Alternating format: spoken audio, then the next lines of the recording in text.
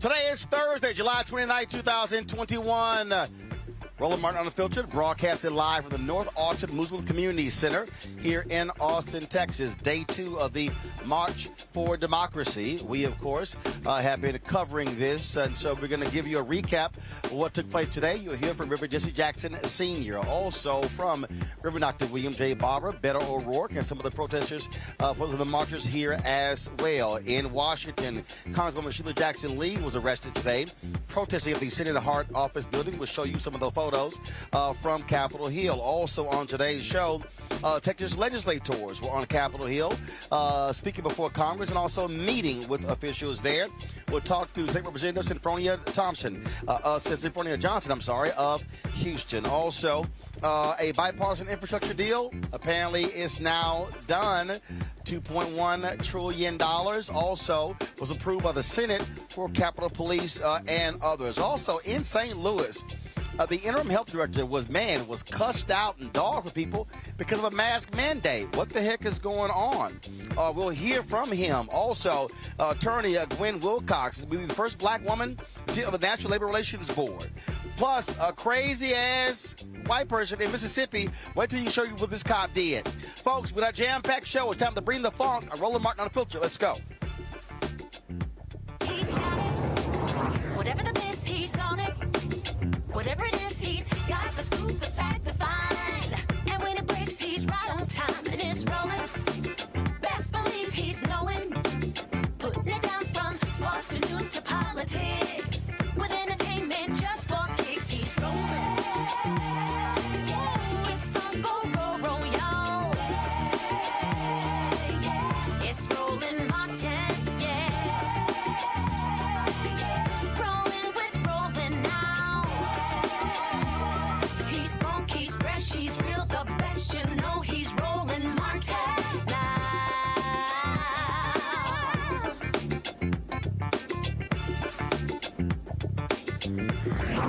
Martin.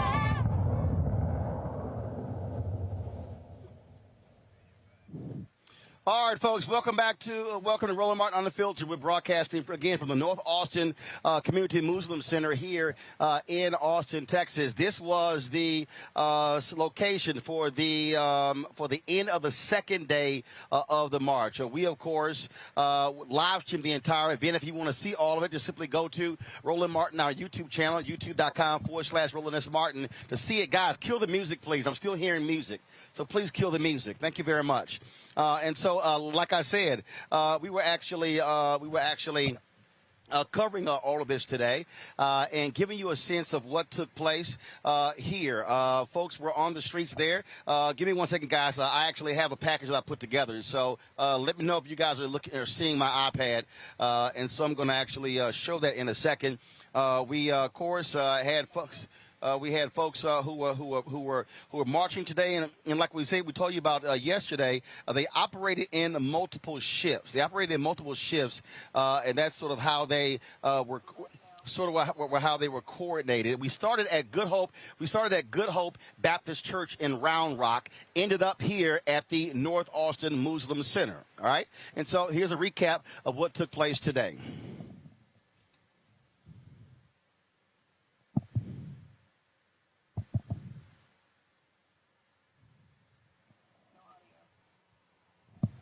There's audio.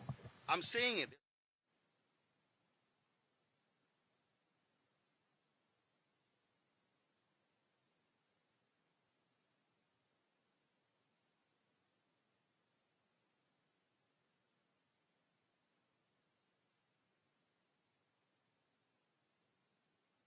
So I'm seeing the video. You should be getting audio. So let me do this here. Let's get this all straightened out, and then we'll handle that. I'm going to bring in my panel right now. We have joining us on the show, Reese Colbert, Black Women's Views, Dr. Greg Carr, Chair of the Department of with Afro-American Studies at Howard University, Faraji Muhammad, also radio and TV host. I want to start with you, Greg. What we are seeing is pressure. One of the things that Reverend Jesse Jackson Sr. has said is that pressure busts pipes. And Reverend Dr. William J. Barber said the exact same thing. And all of a sudden, you're now hearing Senator Chuck Schumer say they're going to vote on a voting bill before recess. That's not what they were saying before. This is what happens when you apply pressure, external public pressure on politicians. That's absolutely right, Roland. In watching the coverage today, one of my very dear friends, Aya Nelly, was out there with the banners with her two youngest children, her two boys, driving in from Colleen, Texas, and marching and watching. In between, my other work obligations, what really strikes me is that, and echoing your conversation with Reverend Barber the other night, this is the type of elevation of this issue that requires people to pick a side. It's simple. Which side are you on? The white nationalists are terrified now. I know we all probably saw the story out of Georgia the last couple of days. They're trying to take over the Fulton County Board of Elections. They have dropped all pretenses. But what this does in the work, it reminds us of the 1960s. What this does is put the choice of which side you're on very clear. And just like you got on MSNBC and called out everybody in the damn country, why aren't you in the street? You don't need everybody in the street at this point, but what you do now have is a clear choice. You are either for our common humanity or against it. And so I'm not surprised at all that Schumer is moving, or anybody else for that matter, in elective office. So I want to do this here. I want to play for you guys, again, a compilation of what took place today. So, folks, if you can go to my iPad, let's go.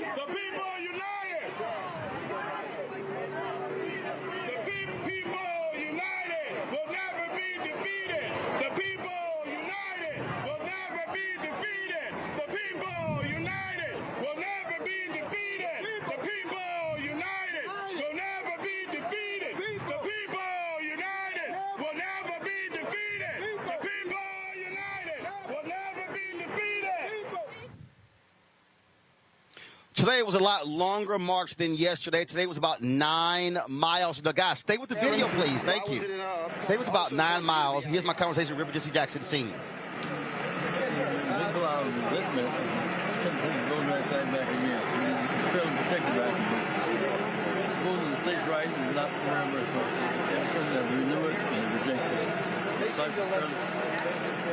You don't have to concentrate right now. We'll have a safe right now. Let's change that. I think that we're getting the attention to the fact that people will sleep. So for the people who say marching doesn't mean anything, what do you tell them? It's a form of education. Everyone's feeling inspired by marching. Even the police get converted in time to march. We march right. It's safety, it's security. We march. Armies march. We march too. Our march are effective. We march to change things. We'll adjust things. We'll maladjust. We'll fight back. All right, then. Reverend Jackson, always good to see you. Thank you, Reverend. Keep going. Did you?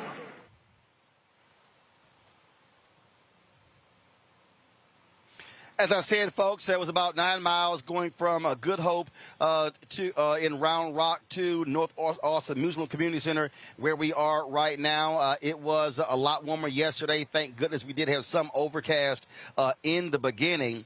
But that served us well. Spirits were high as well. Here are a couple of marchers. Just getting started. We're just getting started. But we're making change, and I think that fuels us every time. Every time the Reverend delivers good news on how we're making progress in D.C., like our steps get a little bit stronger. We're stomping our foot a little bit harder. Absolutely. Each step, one step closer to justice. We gonna get there eventually. could be worse. It could be hotter. It could be, they could be trampling us with horses. None of that's happened. It's easy. Nothing. Tomorrow's going to be the last day before we go into the state capitol grounds on Saturday. And the whole goal is to bring attention to the issue of voter suppression in Texas and voting rights in the United States.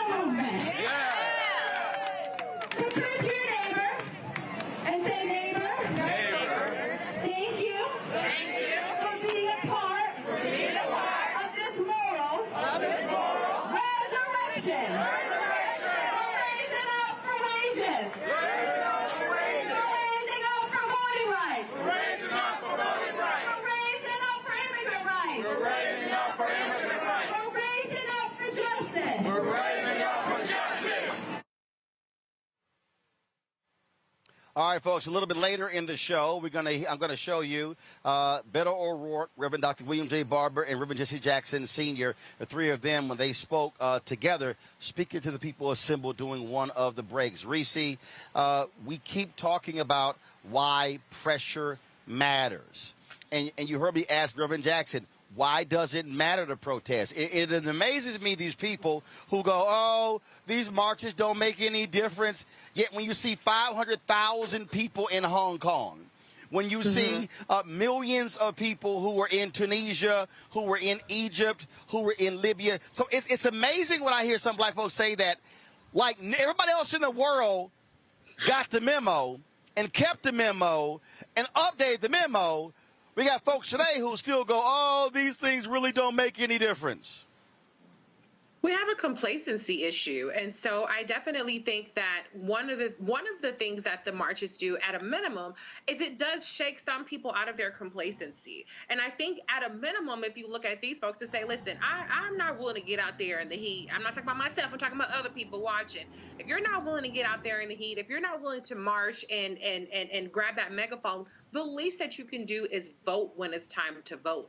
But pressure absolutely does matter, because what these politicians follow is they follow these stories that get the attention. If it's not getting an attention, if a tree falls in the forest, nobody damn hears it. And so the only way to keep this on the front burner is to do these sorts of things and show politicians that there isn't widespread complacency. So my hat goes off to all these folks, because this is grueling work what they're doing, and they're really putting their mouth and behind their actions, and that is so critically important. And one of the things I want to also emphasize is, even with federal legislation being passed, there still needs to be engagement from voters across the country at the local level to make sure that their vote counts, because gerrymandering is going to happen at the state level. Who knows if voting legislation will pass before that can be taken into account?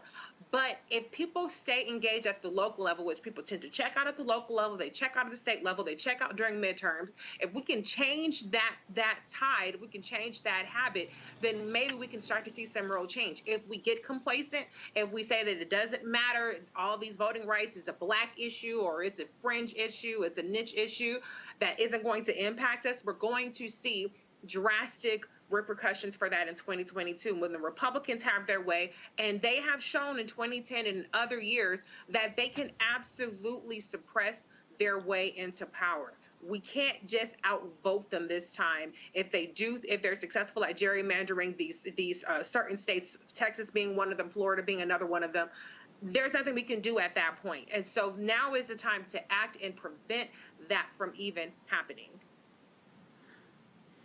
Faraji, I guess as stated, we're broadcasting from the North Austin Muslim Community Center. One of the things that the Poor People's Campaign and Black Voters Matter wanted to do with this March for Democracy, they wanted people to understand that it was an interfaith coalition of people. There were Catholic priests who were marching. There have been folks who are Lutheran. There are people who are Muslim. There are folks who are Baptist. There are people who are white, who are black, who are Latino. And so we've had different people That is intentional on the part of Reverend Dr. Barber, because what he is trying to say is this can't just be a Christian thing. It has to be a broad-based coalition of people from different backgrounds. Oh, yeah, absolutely, Brother Roland. First and foremost, morality has no religion. Justice has no religion. Treating people fairly and equitably has no religion. What we're seeing right now is the manifestation of a worldwide revolution. I want to share with you very quickly what John Adams, one of the founders of this country, he said the revolution was effected before the war commenced. The revolution was in the hearts and the minds of the people. This radical change in the principles, opinions, sentiments, and affections of the people was the real American Revolution. And so when you're talking about bringing those folks of different faiths and different socioeconomic background and really having, planting a seed in their minds and their hearts and their spirit that they want to change this country fundamentally, that's a revolution. You don't need to have, one of the big things, and I think one of the big fears that the United States of America has an issue with, is the fact that when people become awakened to what has been happening to poor and oppressed people in this country. And once the awakening happened, once there is a moral consciousness that has been pricked, then guess what's going to happen? You're going to start shaking people up. You're going to make people afraid, especially the leadership of this country. So this is a revolutionary move. And I want folks to know this very quickly. I want folks to not be concerned about the numbers, because we often get tied up in the numbers. You talked about some of the big numbers, but you know what, Brother Roland, Dr. Carl Reese, we all know the numbers start small and then they grow. So you see a few hundred people walking down the road in Texas and you say, oh man, that's not going to create nothing. But look at what has happened when you put this demonstration compared to the demonstrations that may be happening in other places around the country. It's just like it's so reminiscent of what we saw in the civil rights movement. The civil rights movement wasn't mass gatherings all the time.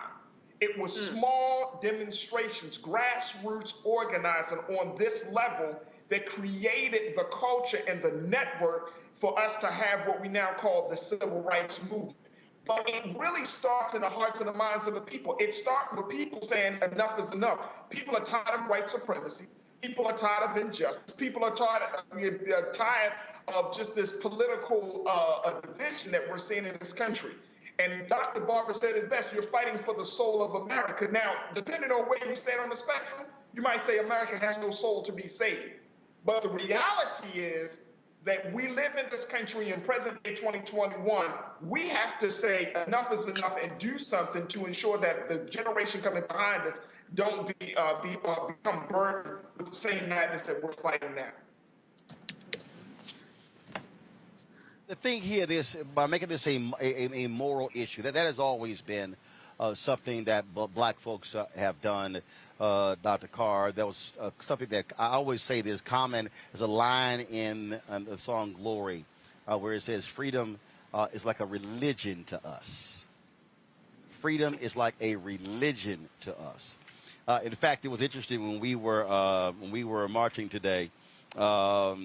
At one point, that was a song that was on, a very popular song. I can't remember who the artist was. A lot of people really liked the song. Dr. Barber said, I need movement music. He said, I need movement music. And so I then went and grabbed my phone, and I had them connect my phone to their Bluetooth, and just give y'all a sense of just some of the stuff that I played, Greg.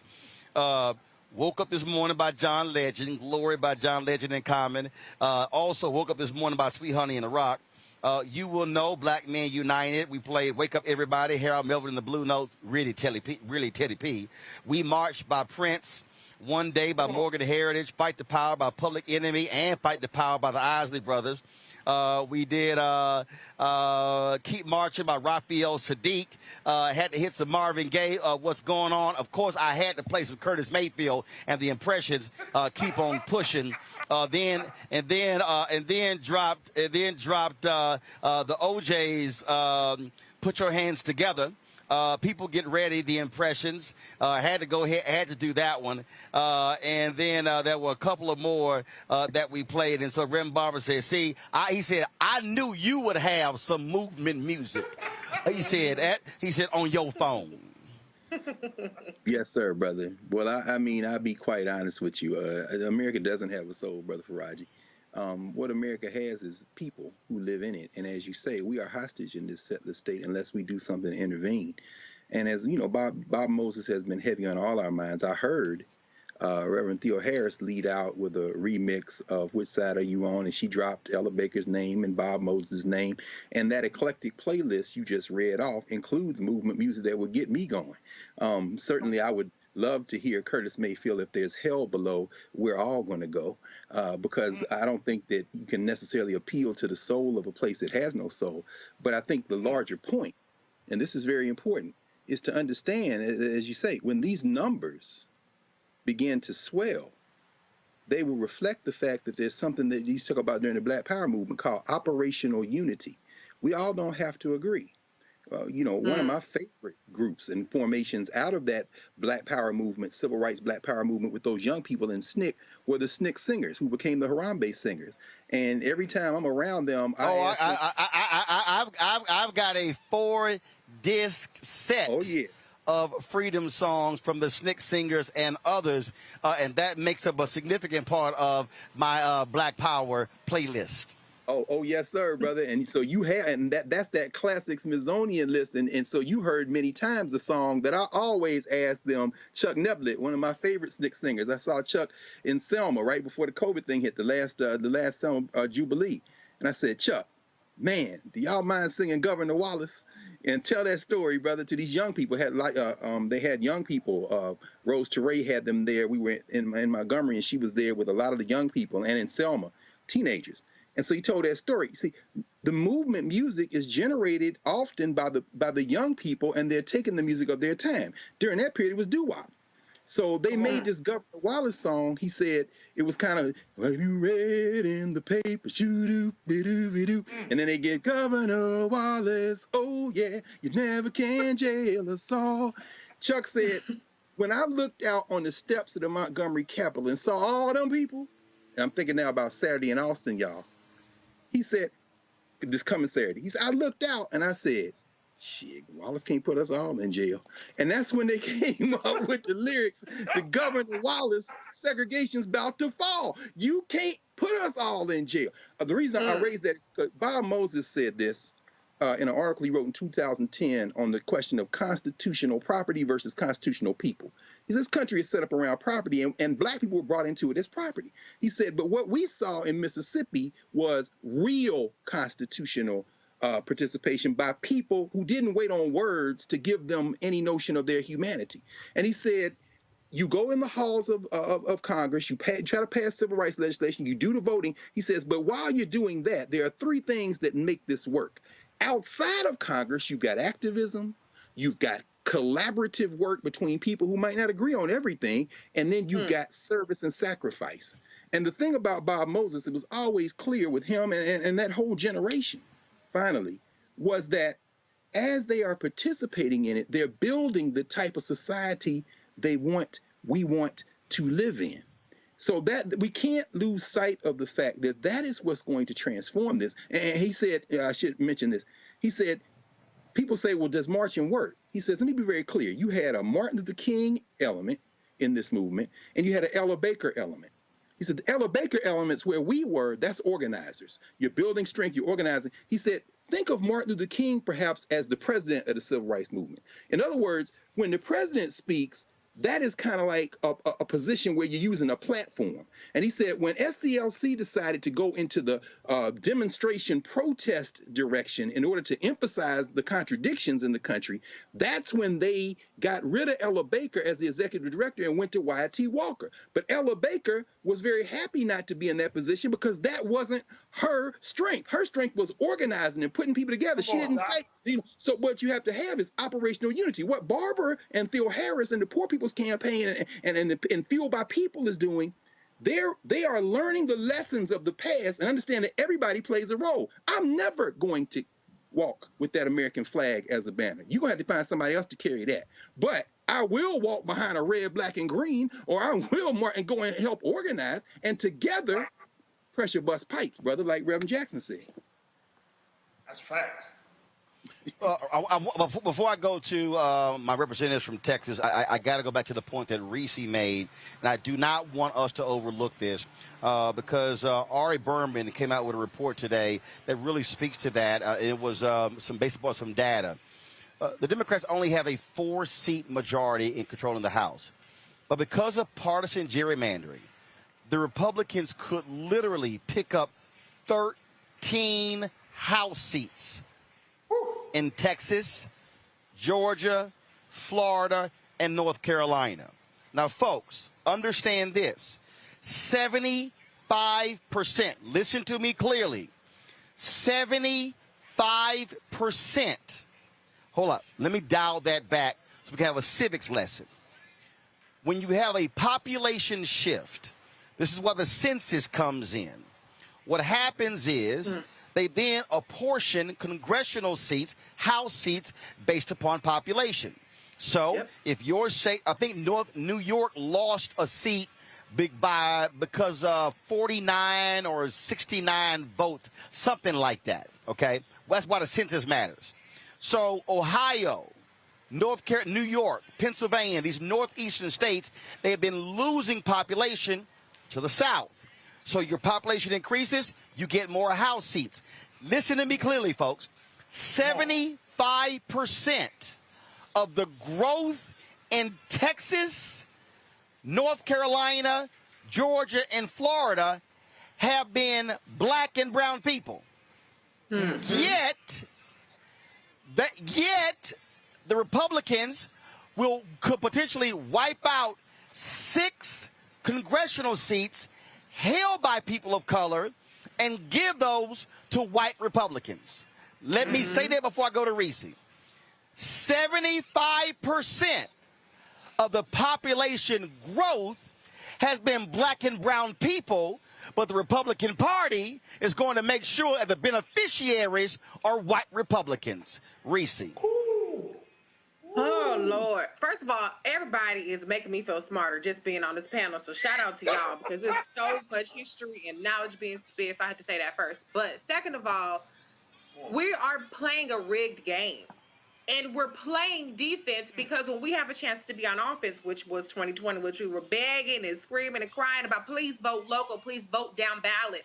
Please, please, please vote. Now we got to play catch up. Now we got to be on defense. Now we got to hope that something very improbable like the For the People Act passes with all the provisions in it that will protect against gerrymandering. Now we got to hope that the courts that are stacked with Trump judges, and I will say that President Biden is getting them judges in at an incredible pace, but now we have to hope that those courts will strike down some of this racial gerrymandering. They've done it in the past, but Mitch McConnell and Trump have put 200 right-wing judges on there, plus they have the Supreme Court on their side that are anti-black and brown people voting. And so this is not to say that the situation is hopeless, but what it's to say is that we have to be mindful of the way that the chips are stacked against us. We have to be mindful about the particulars of how things happen in this country. It's a process thing.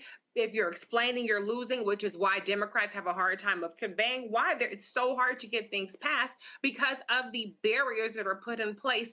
And the Republicans think of the long game. And so we have to do something now. It might not save us for 2022, but we have to think 10 years in advance. And that's something that we've been talking about, particularly you, Roland, and I know this Thursday panel has been talking about. We have to think about the next couple of decades with every single election, because that's how the Republicans operate. And so it's so crazy that black and brown people moving to the South, moving to areas like Houston, are going to be shut out even more and gerrymandered even more because white folks know how to play the game.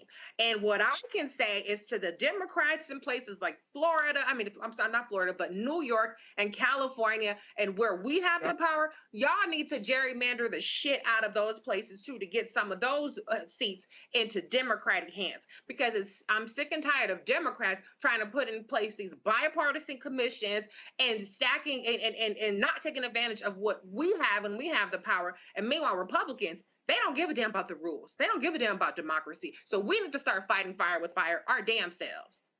Mm-hmm. Absolutely. I want to bring in right now Representative Nicole Collier. She is the chair of the Texas Legislative Black Caucus. Representative Collier, how you doing? All right. How are you, Roland? Doing great. Also joining us right now is State Representative Senfronia Thompson, also a House member of the Texas Black Caucus. And, of course, I know her quite so well because she was a running buddy of my grandmother, Imelda Lamont. So wherever Representative Thompson was in Houston, my grandmother was right there. And so until she passed a few years ago, that was her running buddy. So we officially call Representative Thompson. We call her Senfronia. How you doing? I'm doing good, and you? I'm doing great. First of all, y'all were testifying on Capitol Hill today. Tell us how that went, and what are you hearing from Senate Democrats? Are they getting the message? Are they feeling the pressure? Are they now understanding the gravity of this? We just talked about how they could literally run the table with partisan gerrymandering. And that's totally separate from these voter suppression bills. Are these Senate Democrats getting the message? Representative Collier first. Oh, well, thank you. I often yield to Ms. T, who is the dean of the Democratic delegation. But I will respond and say that we believe the message is moving forward. It's not where we want it to be before the deadline. So the special session ends August 7th. We need action by then. It's unlikely that Congress will be able to take up the measures that are needed to provide the oversight and the protections for Texans' freedom to vote. But they're moving forward and they're still talking. So that's always a positive, that's positive for us so that we can keep this message going, because this attack is not limited to Texas. This is happening all across our nation. They don't want us to vote because our numbers are growing. And the way that they stay in power is that they change the rules. They keep moving the needle further and further when we get closer and closer. So we've got to keep moving forward ourselves. Now, one thing is we can't out-mobilize racist gerrymandering. That's something that Reverend Barber said. And he is so right. We can't do that. We have to deal with what we have, and we've got to take back our communities and take back our positions so that way we can preserve and promote our communities. Representative Thompson, you were there in the legislature when Tom DeLay, when he was in Congress, when the Republicans, not even in a census year, in an off-census year, chose to invoke political gerrymandering. You had a black House member, Ron Wilson, who went along with them because he thought he was going to get that congressional seat that is now held by Congressman Al Green. He got his butt kicked by a former teacher, and a lot of black folks have not forgotten how he screwed over black folks as a result of that. So Senate Democrats need to understand Republicans don't play by rules, especially Texas Republicans. They believe in power. And so this notion of Democrats, let's be fair, let's all get along. You just heard Reese talk about, hey, if you Democrat and you run in a state, gerrymander the hell out of your state because the Supreme Court has already said you can do it. Republicans do not care. This is about how much power can we get. Well, they change the rules as they need to change them. Here's the real bottom line, and you've been hitting it all day. The bottom line is that Texas is 83.5% people of color and 16.5% Anglo. And the 16.5% want to continue to dominate. Hold up. Slow. No, hold up. I need you to repeat that for the really slow people watching and listening. I need them to hear that again. Say that again. Go ahead. Texas is 83.5% people of color and 16.5% Anglo. And the 16.5% wants to continue to dominate the 83.5%. That's the real problem here. The real problem is a shift in power, and they don't want that shift to take place. But it's going to have to take place, and we got to fight in order for that to happen.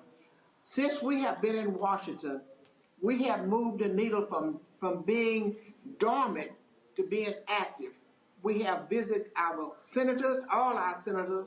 However, our Texas senators will not see us. But other senators have been kind enough to see us, and even Senator Manchin has been good with his time. He has visited with us. We have visited with Chuck Schumer. We have visited with Cory Booker. We have visited with many, many congressmen. And of course, you know, today we went and we testified on Capitol Hill for 4.5 hours. So we are doing everything that we can to plead the case and to let them know that in 1965, it took a man from Texas by the name of Lyndon Baines Johnson to be convinced by Martin Luther King and many members, Mr. Wilkins and all with the NAACP, that he had to act, that Congress had to act and pass the Voters' Right Act. And he did it in 1965, 56 years ago. We are here now asking them to move the needle again, like Lyndon Johnson did, pass the act. Not only pre-clearance, but we want pre-clearance to look back 5 years. That's what it's going to be meaning for us. Every state ought to be under pre-clearance in the United States because the population in every state are being increasingly minority. And if we're going to be able to assure that the minority people in this country are going to have a say in their democracy, then this is what it's going to take. I know a lot of people want to talk about having redistricting boards, nonpartisan. There's no such thing as nonpartisan. What they want to do is they want to empower a group of unelected bureaucrats, partisan, to go in there and draw lines for people in their own party. The Congress, the Constitution gives the legislature that responsibility, and they need to have their feet held to the fire and do it right, and do it right for all people, and make sure that 83.5% of people of color in Texas are treated fairly, and those lines are drawn fairly. And the way to do that is Congress has to move off the dead center and get it done. Well, first of all, Republicans still don't care about that. In Michigan, the voters actually passed a ballot measure to create a nonpartisan redistricting commission. The legislature said, we're going to ignore that. I mean, so that shows you how they don't care about what the voters think. Representative Collier, have y'all met as a delegation yet with President Joe Biden? Has he met with all of the Texas House members? No, he has not. In fact, he has. We have met with the Vice President Kamala Harris, who has taken the charge of leading the voting rights for all of America. But we have not met with President Biden. And, you know, I like to remind people, we're very resourceful. You know, people can walk and chew gum at the same time. So it's very fitting if the president would be able to meet with us and also apply that Johnson-type pressure on Congress, on the Senate to act and waive the filibuster and keep moving.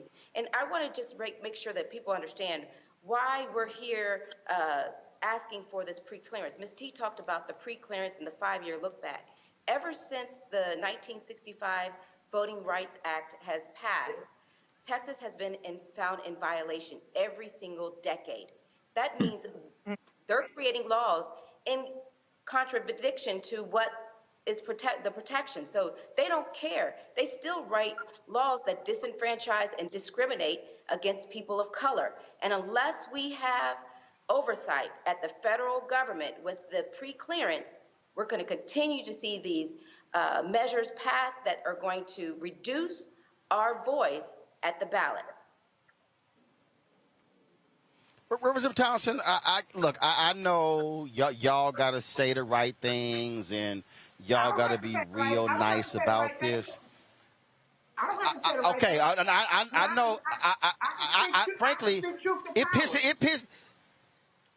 pisses me off that here y'all walked out of Texas. Y'all left y'all families. Y'all left your friends. Some folks have canceled weddings. They've had other people who passed away not gone to funerals. Y'all to avoid getting arrested by Governor Greg Abbott, to break the quorum. And President Biden hasn't found the damn time to meet with y'all. Here y'all putting it on the line, and he wants to give speeches, and he hasn't even scheduled a meeting. That, to me, is wrong as hell.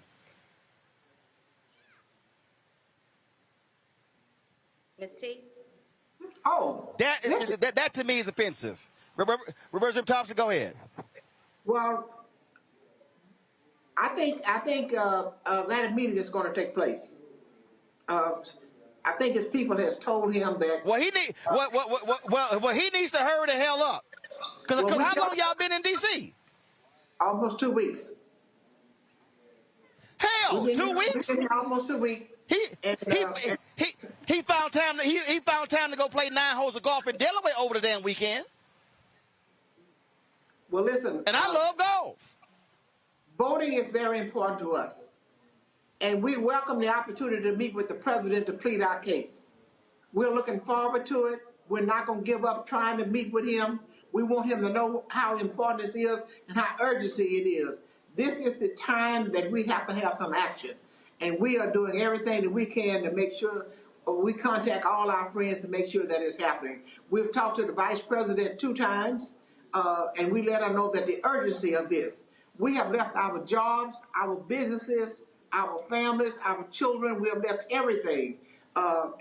Everything is on the line because we want to make sure, Roland, that we don't have to keep repeating history and keep fighting the same fights over and over again. We want our children and our children's children to be able to have a voice in their democracy without somebody trying to chip away at that right that they have. This is a right guaranteed us on the Constitution of the United States, and damn it, it's time for us to be treated like we're some damn Americans and not like no damn slaves here in this country. And Roland, well, I agree 100%. Go ahead, Representative Colley, go ahead. I was going to say, we welcome the opportunity to speak with President Biden to share his vision on how he is going to help guide and provide support to the Senate and Congress to take up these very important voting bills so that the freedom to vote is protected for all Americans. So, we want him to show us how he has made election, the protection and your freedom to vote a priority for his administration. And I want to tell him how important it is. All right, then. And act now. I want to tell him how important it is for action and action now. Well, we're looking forward to that as well. So we're going to keep the pressure up as well. Representative Collier, Representative Thompson, we certainly appreciate it. Thanks a lot for joining us at Roland Martin. Always good to see you, Roland. Indeed. Folks, got to go to a break. We come back. We'll hear from Reverend Jesse Jackson Sr. again, Reverend Dr. William J. Barber, and Beto O'Rourke. We'll also talk with the acting director of health in St. Louis County. Why are these people cussing this man out? Because he spoke in favor of a mask mandate? We'll show you that. And we got some other crazy stuff to show you, including this white cop who literally laid on top of a black woman to arrest her. Y'all, the video's unbelievable. All of that and more as Roland Martin Unfiltered continues broadcasting live here from the North Austin Muslim Community Center. We'll be back in a moment. The same forces that are trying to pass these bills across the country, but here in Texas,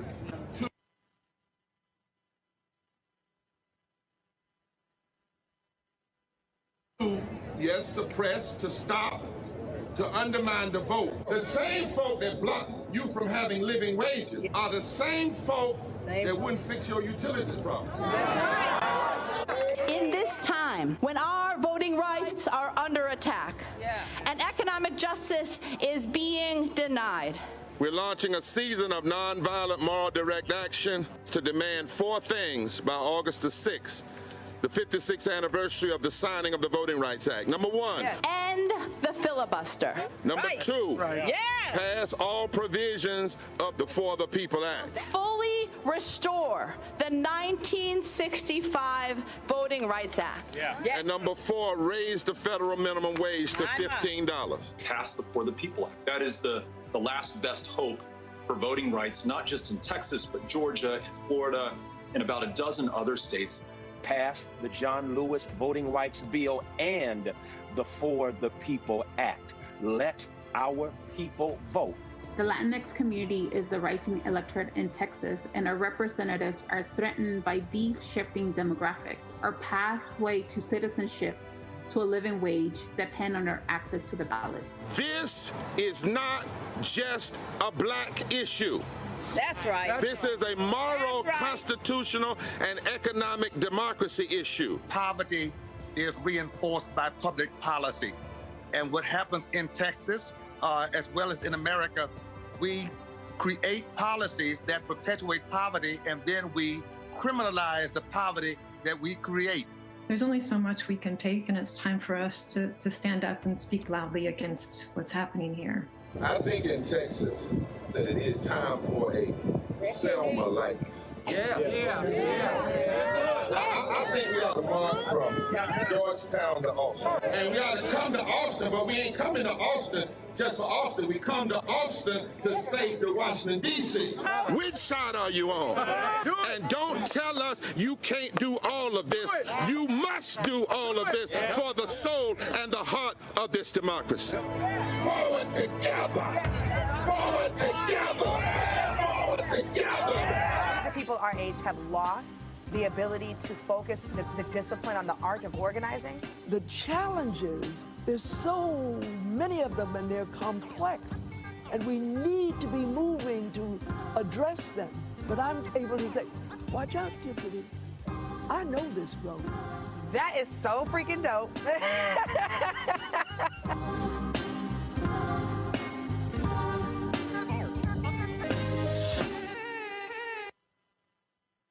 Hi, this is Essence Atkins. Hey, I'm Deion Cole from Blackish. Hey everybody, this is your man Fred Hammond, and you're watching Roland Martin, my man, Unfiltered.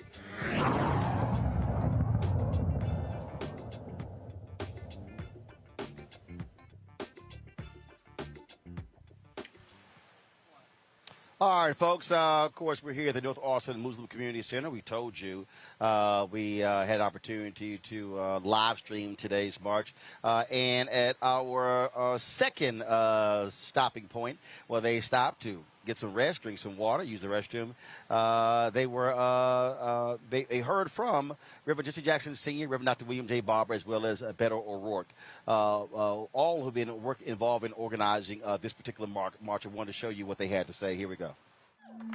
We have an embodiment of the fight before. Y'all may not know this, but on the day the March on Washington happened, Reverend Jackson was in jail in Greensboro and left there. The histories are connecting, y'all. It took a moral fusion movement. Then, go back and look at those pictures from Selma to Montgomery. They look just like this march, isn't it, Reverend? Black and white, young and old, Jews, Muslims, Christians. And it, as he said, it's making an impact. So I'm honored that he would leave D.C. and come and join us, even if it's for a small, whatever he decides to walk. And Reverend, there's some folk out here that said when some of us may not want to walk all the way, they'll let us lend them their legs. So somebody out here will lend you their legs. But we're thankful. We're going to take a little bit of a break. Now, I don't want y'all to get too busy. But Beto, I got to tell you, it is incredibly powerful to be with Reverend Jackson here in Texas today. He is everywhere that the fight needs to be fought. He's everywhere to encourage those who are marching right now, who are standing up for the most fundamental right that we can have as Americans, the right to vote. And I want to tell you that this is not something new. As Bishop Barber just said, during the March on Washington, Reverend Jackson cared enough about this country that he was willing temporarily to lose his freedom and be behind bars because it was that important and that urgent and that necessary. And it was that leadership by 1965 that gets this country the Voting Rights Act and pushes President Johnson to use his political power to do it. All of us marching today are marching in the tradition of Reverend Jackson, and we are going to push President Biden to use his power to pass the For the People Act and ensure the right to vote for every single American. You all are our heroes, and you are my heroes, sir. We're so glad to be with you.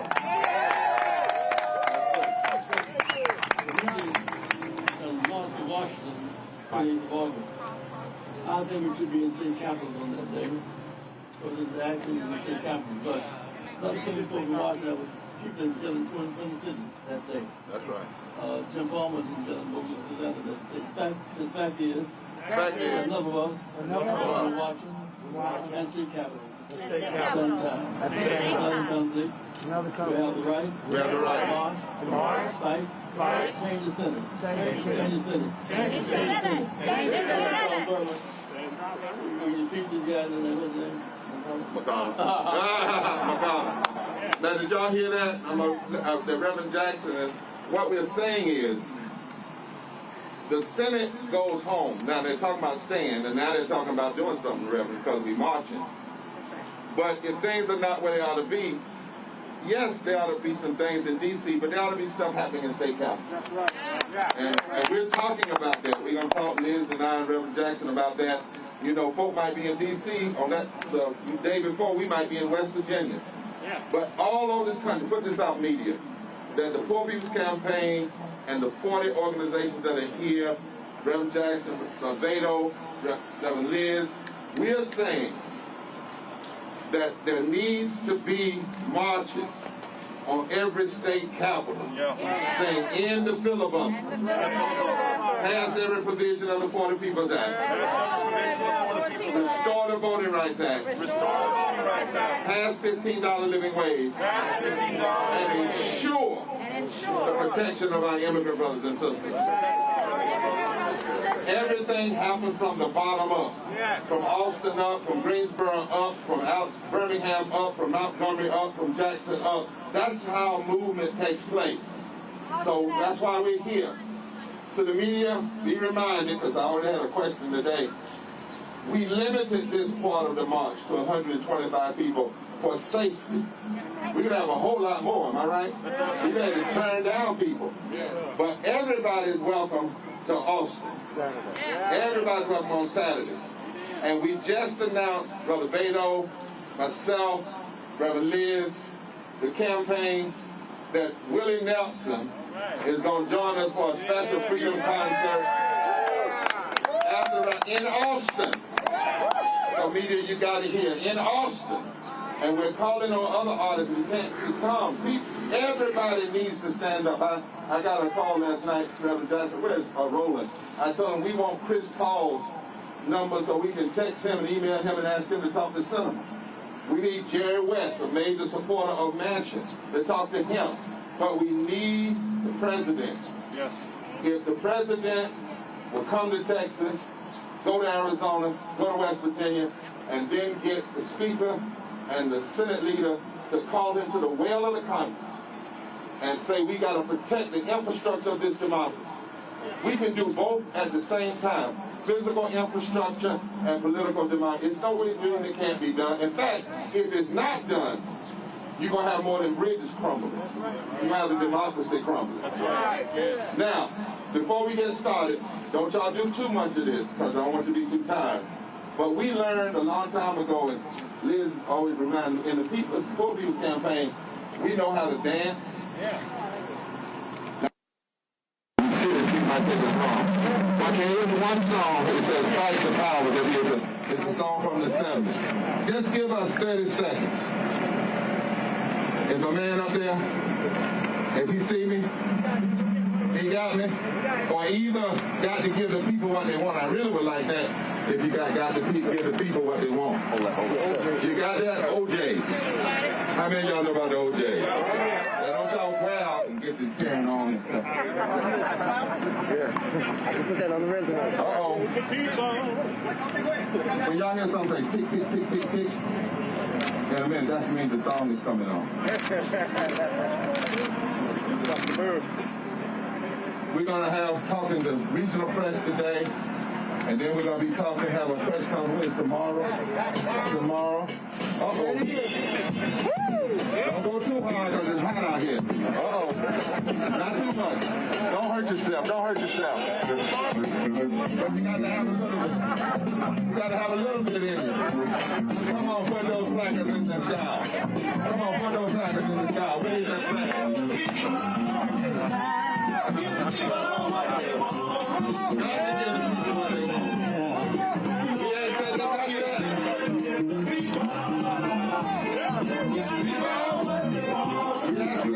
There you go, brother. There you go. We want our voting rights. That's right. All over the world. And everybody feels the same. It's a unanimous decision. We're ready for a change. Come on, let's sing it. Come on, sing it. Come on. There you go.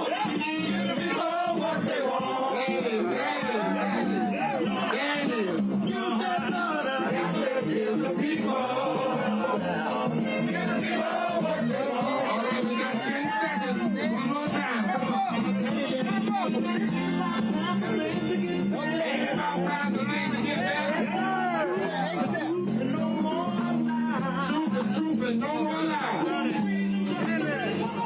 We want peace and justice and equality.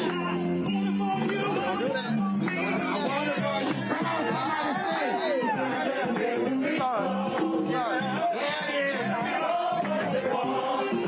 Oh, Lord, somebody's throwing the flag.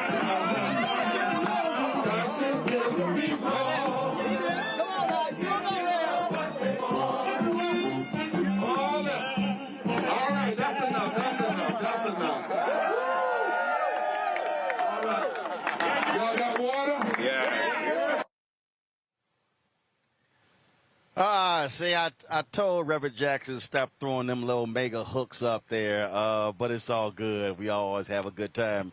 I figured you'll enjoy that one, Greg Carr. So I had to mess with Reverend on that one. I want to, I had to do that, but first of all, I said we let that Q get away with it. He's earned it. You see him try to slick up with that.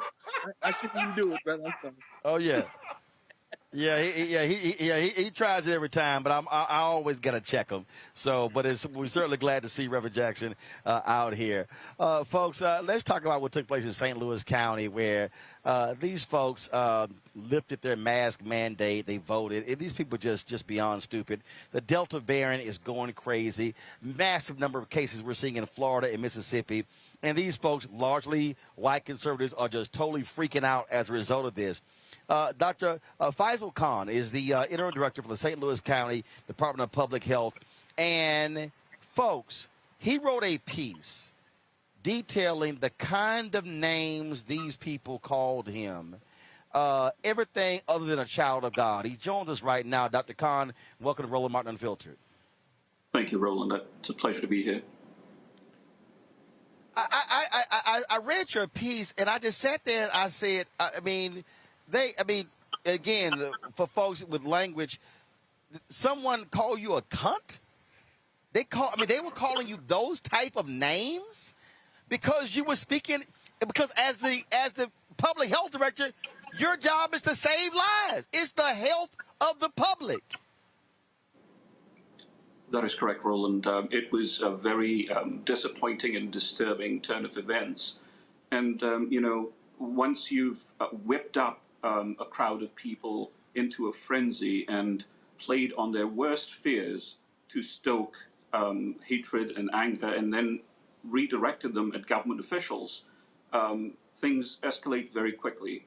So it was an experience that left me shaken momentarily. And so, was it was it during testimony or afterwards, or have people been calling you and emailing you with these vile attacks? So basically, as a public health official and as a public official, it is my responsibility to go to the county council, the legislative body, whenever I'm asked to and explain the rationale and the data for public health policy. On Monday, this past Monday, St. Louis County imposed a mask order on our recommendations, my recommendations, based on the alarming data that we were seeing related to the Delta variant. And so I was asked to go to council on Tuesday evening. I was invited there by a member of the council to present information and explain the rationale for imposing the mask mandate. I went in prepared to do just that, but what I walked into was a situation where hundreds of people had been whipped into a frenzy at a political rally outside the venue prior to the meeting and then brought in. So as I looked around, I saw a sea of angry faces. People were clearly upset and fired up. Hardly anyone was wearing a mask. That alarmed me more than anything else because I feared for that event becoming a super spreader event. And so it just went downhill from there.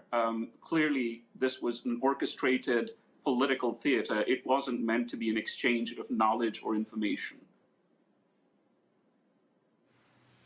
We are seeing this all around the country, led by Fox News, OAN, Newsmax, these conservative talk radio hosts. You had this conservative talk radio host the other day who's actually in the hospital right now on a ventilator because he got COVID. And now all of a sudden his tune has changed, and he wasn't an anti-vaxxer, but he was damn near close. That's the kind of thing that we're seeing. Unfortunately, Roland, the public discourse in the country over the last 18 months since the pandemic first hit us has just gone from bad to worse. This public health emergency, the worst that we have seen in 100 years, was unnecessarily politicized, and public health officials and scientists have been victimized and identified as public enemy number one. I don't count myself in that list. I'm not important enough or significant enough. My idol, my role model, the man I followed into public health is the patron saint of public health, Dr. Anthony Fauci. And he has been subjected to 10,000 times as, worse abuse. So we really are not in a happy place or a good place right now. People have formed strong opinions based on their political ideologies to the point that the simple act of wearing a mask when you're indoors somewhere around people that may or may not pass or transmit disease has become a political statement. That is a sad reflection on where we are today. And from your position, can you explain to people watching why cities and counties are going towards telling people, even if you've been vaccinated, wear a mask? There are some who believe that the vaccination makes you foolproof. It doesn't. No, sir, it does not. That is a very good question, Roland. And I explained this with an analogy of, a battlefield game, which are popular with youngsters these days. The enemy that we're fighting is the virus. The enemy keeps changing its battle strategy and its tactics. It keeps introducing new weapons onto the theater of battle. We, as the defenders of health, have to adapt our strategy and evolve it to match that.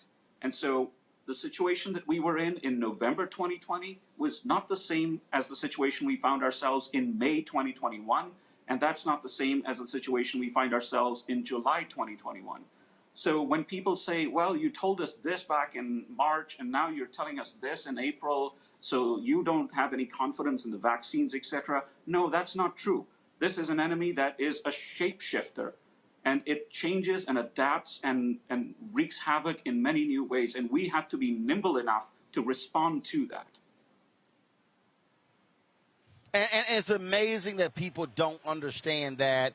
And I mean, they still attack Fauci by saying, well, you told us no mask. And it's like, well, things change, things evolve. And you and others, y'all are trying to keep up because people who don't do this for a living don't realize how when it goes from one person to the next, it changes and mutates and looks totally different down the road. And we actually had scientists on this show in May of last year saying this was going to happen. Right. And I would warn anybody watching, this is not the end. We are right in the middle of this battle. There are more mutants on the way. They are already hitting parts of South America.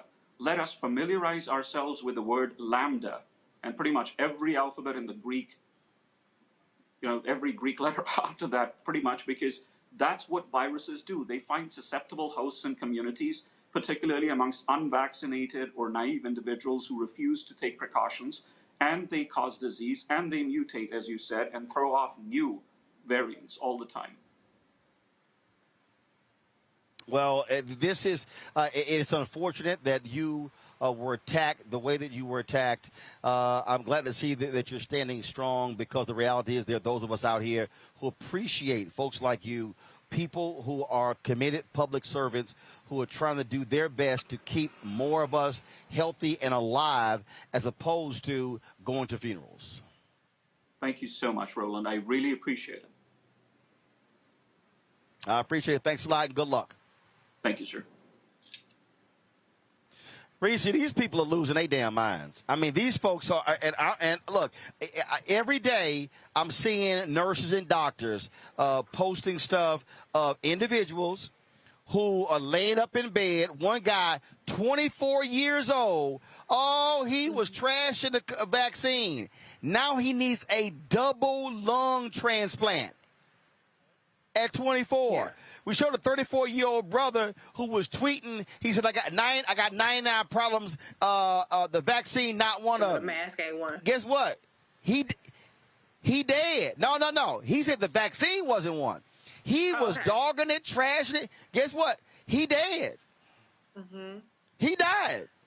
We told a story the other day. I mean, we hear more of these stories, but what gets me is the folks who are just, now I'm not putting a mask on. Was it you, Reese, who tweeted, well, your ass put some pants on when you go into a store? No, that wasn't me, but that's good. No, I forgot. Somebody tweet. I swore it was you, because there were no F words with this, so that wasn't you. But somebody but somebody tweeted. They said your ass put pants on, you put shoes on. What the hell? Right. Here's the thing, Roland. People think that I'm some sort of paranoid weirdo when I talk about disinformation. I have been saying this since first of all, since Kamala Harris, since I've been talking about Kamala Harris and the disinformation campaign that hit her, and the way that the Russians have exploited the racial divisions, particularly trying to play on Black people and racism against Black people to sow division within this country. This disinformation war is winning. I remember earlier when we were talking about vaccine equity and access, and I said, yes, that is an issue, but we have to address the vaccine disinformation that is targeting our community. It's not just online thing. I saw a Dr. Blackstock. That might not be her name. I forget exactly her name. But one of the prominent doctors who talks about COVID on Black Doctors Talk About COVID, she said that she was at a festival, a Black festival, and the Robert Kennedy Foundation, their foundation, they were handing out flyers to Black people with anti-vaccination information. I know that I'm sure the people that the expert that you had on just a moment ago, that's the white community, and that's concern over there too. But we also have to realize the way that our communities are laser-like targeted. They play on our mistrust of the system, which is warranted, certainly, but there are ways in terms of the vernacular and the way that we are targeted. There are ways in which the memes target us, the images that they use. And so until we deal with the anti-science, anti-information, disinformation, dissuasion, deterrence campaign, we're going to continue to lose that battle, because it's belligerent ignorance and it's a badge of honor. These people are the ones that think that they're the smart ones. They think that they're outsmarting the rest of us, and that they're protected with their juices and berries and their sea moss. And that's good. Keep your immune system up strong, baby, if that's what you want to do. But you need the damn vaccine as well. Because if you don't have the vaccine, you're going to be in deep shit if you get it. If you don't get it, hey, good for you. But this Delta variant, they got Delta Plus, they got Lambda. I saw somebody said COVID and all, Delta and all her line sisters need to go sit down somewhere. This is not going anywhere. And the even scarier part is that the appetite for some of the deterrence measures like mandatory masking, like social distancing, like, limits in terms of capacity, that's going away. So it's a free-for-all. And what our government has decided largely is that if you don't get the vaccine, you're on your own. You can die for all we care. Now, I'm concerned particularly about children because right now the vaccine timeline is being pushed out for them. So we cannot just throw in the towel and say, well, you didn't get the vaccine, you're dumb, you're assed out, because the children are the ones that are filling up hospitals. They actually have run out of pediatric beds. I believe it's in Mississippi, where the children that are getting COVID are being shipped to other states. And so we cannot just simply turn a blind eye to the fact that people who are choosing to not get vaccinated are actually doing a disservice, and they are detrimental to our public health. We need an all-hands-on-deck approach, and that means addressing those anti-vaxxers in our communities that are spreading it, i.e. Teddy Riley and Eddie Griffin, which I did tell off. We have to start tackling it. And the administration, last thing I'll say is I saw that they have a disinformation approach to it, but it was all white people in the room. Those white folks don't understand the way that Black people, Black Twitter, Black Instagram, or Black Facebook are being targeted, and they don't know the way that it's communicated in a way to appeal to us. And so we really, really need to start talking about this disinformation because it's killing us. Black people, our life expectancy is going down. Our outcomes are far worse. We have the highest hospitalization rates, the highest mortality rates. This is not a game, people, and we're losing right now. Faraj, I think what is so sad are many of these public servants who working in health who never get any shine, never get any attention. Folks ignore them. I mean, they're dealing with death threats. They're dealing with people who are yelling and screaming in their faces and attacking them, and their job is we played the clip from that idiot white supremacist Senator Tom Cotton of Arkansas, who actually criticized public health directors for advocating for public health. It's literally in their title. Yeah, and I think that when we have this conversation about public health, we do have to keep in mind, Brother Roland, Reese, and Dr. Carr, that public health in this country has failed the American people so many times. And it's not just about Black folks. This is talking about brown folks. We're talking about white people. We're talking about indigenous communities. The public health in this country has become so corporatized to the point that people don't know what to believe. It's hard to put trust when profit is more valuable than people's lives. You know, I ran across some information saying that, and I think it was either Moderna or Pfizer, but they were talking about the fact that their bottom line, or Johnson & Johnson, I'm sorry, talking about the fact that their bottom line went up $2 billion. I mean, and then, you know, Pfizer puts out this data stating that, you know, that folks may need, you know, another booster shot when it comes to this vaccine. And then when, you know, back on July the 16th, the CDC put it out there. This was from when CNN reported that the US CDC warned people who are immunocompromised, meaning if you have a weak immune system, that the COVID-19 vaccine may not have been effective for them and encouraged them to take precautions as if they were not vaccinated. So when you have this culture, the culture of mistrust, the culture of disinformation didn't just fall out of a vacuum. It was created because of the messages, but because of the long systemic issues that public health and the healthcare system of this country has. It's unfortunate. It's really unfortunate that we're still having conversations about whether America should have universal health care when you have, quote unquote, countries of lesser resources and lesser people having these very simple human privileges, right? And these human rights, excuse me. So when we're talking about that, let's keep those things in mind. But then also, you know, let's talk about the fact that there isn't a national mask mandate. What is stopping this country from saying enough is enough? Let's at least enforce a mask mandate. And people say, oh, well, it's imposing upon my freedom. I can't breathe. Like, please stop it. The reality is that This is an outgrowth of what we're seeing from a failed public health system in America. Well, the point Faraji makes there, Dr. Greg Carr, with regards to the booster, if people watch this show, they would have known that in May. We had experts from North Carolina A&T, and this is why we did this. We purposely found black experts. We purposely found black doctors, black scientists, black epidemiologists. And I remember the brother from North Carolina A&T, his name escapes me right now, I'm sorry. He, on this show, said there's going to have to be multiple shots. He said as the virus mutates, he said that the vaccine that is created for that particular variant. He said when COVID, when it shifts and it mutates, he said you're not going to have the same vaccine effective. No different when we've had in the past when there's a new flu variant. And folks say the flu shots from last year are not going to work on the flu shot this year. That's why we did that. Now, to Reese's point, she's absolutely right. We were sitting here yelling and screaming and kicking, telling the White House, I talked to them directly, telling the CDC, I talked to them directly, telling people in these states, I personally talked to them directly, saying, hey, y'all better don't just send that money.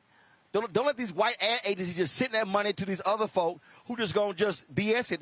You got to have real conversations with people that folks trust. And guess what?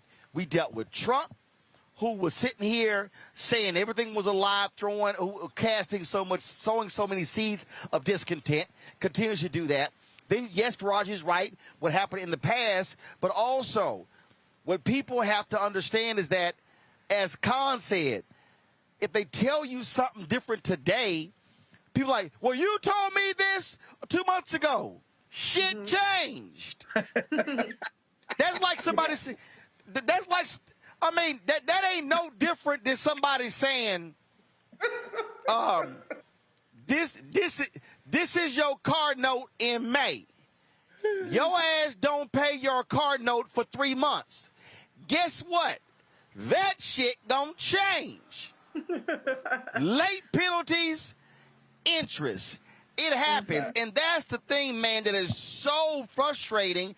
Folks just don't. Greg, you deal with it. Dr. Carr, I don't understand. How am I getting a failing grade? Because your ass failed the last test. Brother. Well, how can I pass your class? Don't fail the next test. Do some extra damn credit, then you might pass the class. Guess what? Shit changes. Shit changes. Well, as we know as teachers, the first first 3 words, when you come in December with a day left, talking about what can I do? So it's a little too late, but maybe go back to the first day of class, read the syllabus. So, you know, ignorance is perhaps the most powerful thing in human social organization, brother. They had, 40-some thousand people up in the Mercedes-Benz Dome to hear this boy, to watch this boy dance to his own music down there in Atlanta. So, no, hold on. An unfinished album. Go ahead. Well, I don't even know what, I know he living down there in the damn dome. He at the side. I mean, so ignorance. At the end of the day, I mean, here we are, not even 50% of the people in the United States of America. And this is a country where you can get the vaccine. Even as we just found out that Joe Biden and them talking about paying people $100 a piece to take the shot. I would say, shit, I would have waited 2 months if you're going to start giving out money. But the whole point is that, you know what I'm saying? We're not even at 50%. And 2/3, well, as you say, 2/3 of Vermont is fully vaccinated, but in Alabama and Mississippi, just over 1/3 of the people are vaccinated. And Kay Ivey down there throwing her own white nationalist kin under the bus. I can't tell them what to do. I mean, after all. And as you roasted her and said, well, you lifted the damn mask mandate and told the restaurant you could let anybody come in. What we have to understand is that the biggest skyrocket are the places where most of our people are. The per capita rate is going up 77 in Louisiana. Next is the South and the whole 33. Next is the West 13. Next is the Midwest. And then Northeast is the last, where we are right now. What does that tell us? It tells us that misinformation is real. And with all due respect to our brother, Dr. Khan, let's be clear. When that man snuck up behind you and said that you're un-American, that man was right. Because his America is the same America where in Georgia, as we see being reported, as they're going to try to take over Fulton County, because they said we don't trust the integrity of the election process, the Georgia legislature. By integrity, they mean white power. You understand? So when he says you're not American, a man who has worked in public health in Vietnam, Pakistan, South Africa, Australia, the People's Republic of China, Zimbabwe, Botswana, and all over the United States, when somebody steps up behind you and says, you're not American, what they're saying is, when I see somebody with a mask, that's somebody trying to take away my white power. And I will defend white power with my life. I am 150% okay with that. You can die to defend white power. But the problem is my mama's in Texas, see? And even though she's been vaccinated, my niece is just at the age where she can get the shot. What I don't want you to do is die and poison her. Now you die on your own. I have no problems with that. I'm okay with that. Not only am I at peace with that. In fact, I'm looking at balancing it out and thinking, this might just help us solve the problem of perhaps whether there'll be United States or not. Because you people have picked your whiteness over your life. The problem comes in when COVID doesn't recognize race. And so we are trapped with you. So now, whether the federal government says you got to have a shot to come back to work, whether private industry and the schools say you got to have a shot to come back in, the hammer getting ready to get dropped now. And you're going to have, in the words of our sister, you about to lose your job. Get this dance. And I'm okay with that. Fire these hillbillies. Or we're going to have to make another set of choices in this country. Because the fact of the matter is, this is not going away. And I should say this about our people, because Roland, you had your cameras there at Howard. I was one of the few times I ventured forth to that campus was to watch those Tuskegee folk whose ancestors, who were the brothers who, were suffered under the syphilis test. I have a real problem with the ad council and that whole campaign. The problem I have is that y'all are tone deaf. This is the Tuskegee experiment in this regard. This isn't about the specifics of whether or not those men were infected with syphilis. They were not by the government. It was left untreated. The problem is we don't trust the government. And if you want to know why we don't trust the government, it's because, as Reese, as you said, the misinformation campaign is flooding social media where a lot of our people are, and then you give money and prop up a class top-down approach to talking to our people instead of putting the money, as you say, here and places where you can actually have conversations and work through Dr. Sebi and C. Moss and everything else to get to the, well, what about, because we don't trust the government, and you can't use trusting the government as your point of entry to get us to take the shot. But you got to listen to people. But they're not going to do that because they are so damn arrogant. They think they can pay 3 or 4 or 5 bourgeois Negroes some money, run a campaign, and somehow a light bulb going to go off. Nah, them people was at the Mercedes-Benz Dome watching Kanye. Talk to them. You talk to them. And, hey, Doc, it is so. Can I say one more thing? Yeah, go ahead. Here's the thing. What we're seeing right now is biological warfare, okay? And I'm not exaggerating with that. This disinformation campaign is biological warfare, and those who are buying into it are the foot soldiers of it. They are the ammunition for this. This isn't a government thing, and I completely agree with you, Faraji and Dr. Carr. There is warranted mistrust in the government because we don't have a credible public health approach to it. There are people who don't have paid time off if they get sick. There are people who cannot afford to go to the emergency room. There are people, if they do get the shot and they get sick, they won't have any way of getting treated for that sickness. So there is warranted skepticism and cynicism and hesitancy with that. But what people have to understand is that we have other countries like Russia who are exploiting this disinformation and our distrust to kill us, literally kill us. This is eugenics. It's amazing to me that the same people that believe that the COVID was hatched in a lab in Wuhan to kill people somehow don't seem to understand that the disinformation is doing exactly what you believe happened in that lab, which didn't happen that way, but that's what y'all believe. The same people that believe that Bill Gates created COVID for population control, that's not government mistrust. Bill Gates ain't no government elected official. The same people that believe that Bill Gates, because he said something about a pandemic could wipe out people, which is true. Every 100 years this happens. Y'all believe that Bill Gates created COVID to kill us, but you can't see the way that this disinformation is indoctrinating our communities, is propagandizing and dissuading us and deterring us from getting a life-saving vaccine. I need y'all paranoia to work at everybody. Be skeptical at everything that you're seeing. Be critical at everything that you're seeing, because you're swallowing it wholeheartedly and you're perpetuating it and you're spreading it, and it's disturbing as fuck. It's disturbing as fuck. And we need to have these conversations, and I try to have the conversations, but I give up sometimes because I'm like, look, I'm not breaking bread with you, so I don't really give a damn what you do. Like Dr. Carr said, if you want to go not take the vaccine and die, more power to you. It's called natural selection. But where I quibble with it is that children are not protected, and they don't have a choice. So once they get it, then y'all can all fuck off. I don't give a damn. But until they're protected, we all have a responsibility to them, because they don't have a choice in the matter. And the one other thing I will say is that I saw a poll that said that 75% of those who have not gotten vaccinated will not get vaccinated. They have no intentions of doing so. So this is going to be an issue that sticks around for a long time, and it's going to be an issue that we have to tackle. And some people might be reachable with enough conversations with the right people going into these spaces, but we have to recognize the problem before we can actually do something about it. We are not too smart to get duped by this disinformation, because it's happening everywhere we look. The Black vaccination rate is lower, and I believe 40-something states than the white and Asian vaccination. I think only Latinos are right there neck and neck with low vaccination rates. So we have to wise up, wake up. Like I said, if you're going to be critical, if you're going to be skeptical of everything, including the information that's trying to kill you. Yes. Yeah, and look, I tell you right now, look, it is wild and crazy. But I knew Reese was going to at least drop 3 F-bombs, at least 3.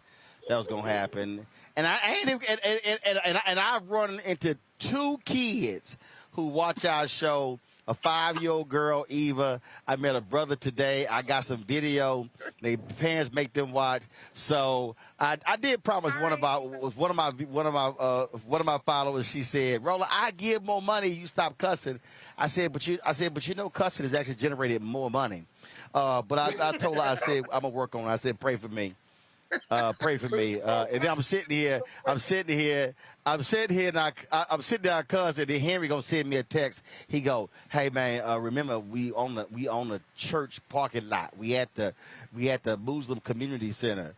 I was like, "Yeah, okay." Then I just cussed him out in the text. But it's all right. It's all right. So let me do this here. I'm gonna go to a break. We come back. We got some more news we got to show you, including a crazy ass white people segment, and also the first Black woman on the National Labor Relations Board in its 86-year history. We'll tell you who she is. That's next on Roland Martin Unfiltered. Broadcasted live from the North Austin Muslim Community Center. Back in a moment.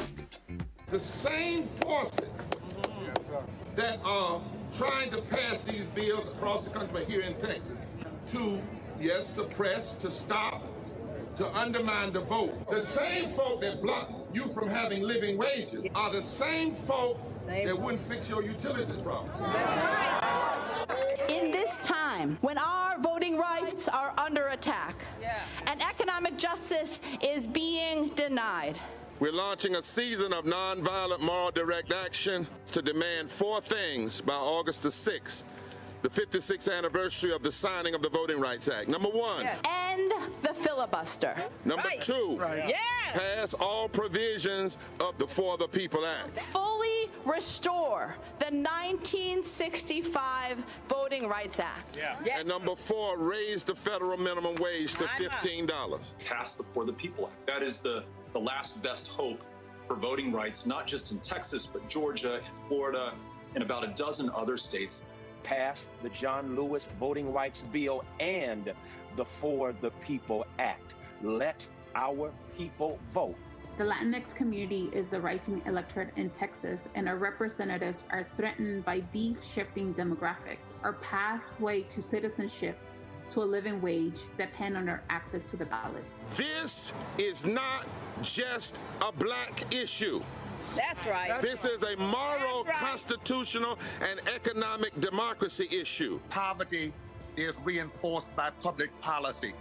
And what happens in Texas, as well as in America, we create policies that perpetuate poverty, and then we criminalize the poverty that we create. There's only so much we can take, and it's time for us to stand up and speak loudly against what's happening here. I think in Texas that it is time for a Selma-like. I think we ought to march from Georgetown to Austin. And we ought to come to Austin, but we ain't coming to Austin just for Austin. We come to Austin to save the Washington, D.C. Which side are you on? And don't tell us you can't do all of this. You must do all of this for the soul and the heart of this democracy. Forward together! Forward together! Forward together! Floyd's death hopefully put another nail in the coffin of racism. You talk about awakening America. It led to a historic summer of protest. I hope our younger generation don't ever forget that nonviolence is soul force. Priceless.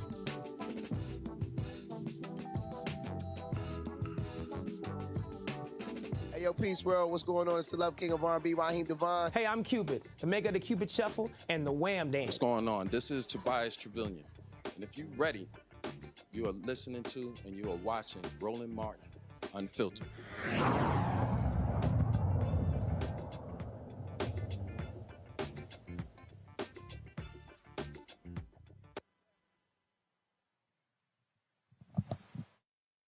The National Labor Relations Board welcomes Gwynne Wilcox. She's the first black woman to serve on the board in 86 years. She was confirmed by a vote of 52-47 in the United States Senate. She will fill a vacant seat with the term expiring in August of 2023. Wilcox has worked on a series of high-profile cases in her decades-long career, including a major recent National Labor Relations case accusing McDonald's of retaliating against franchise workers who participated in an organizing campaign. The President Biden has prioritized appointing members to the National Labor Relations Board who will protect worker organizing, collective bargaining, and workers' rights.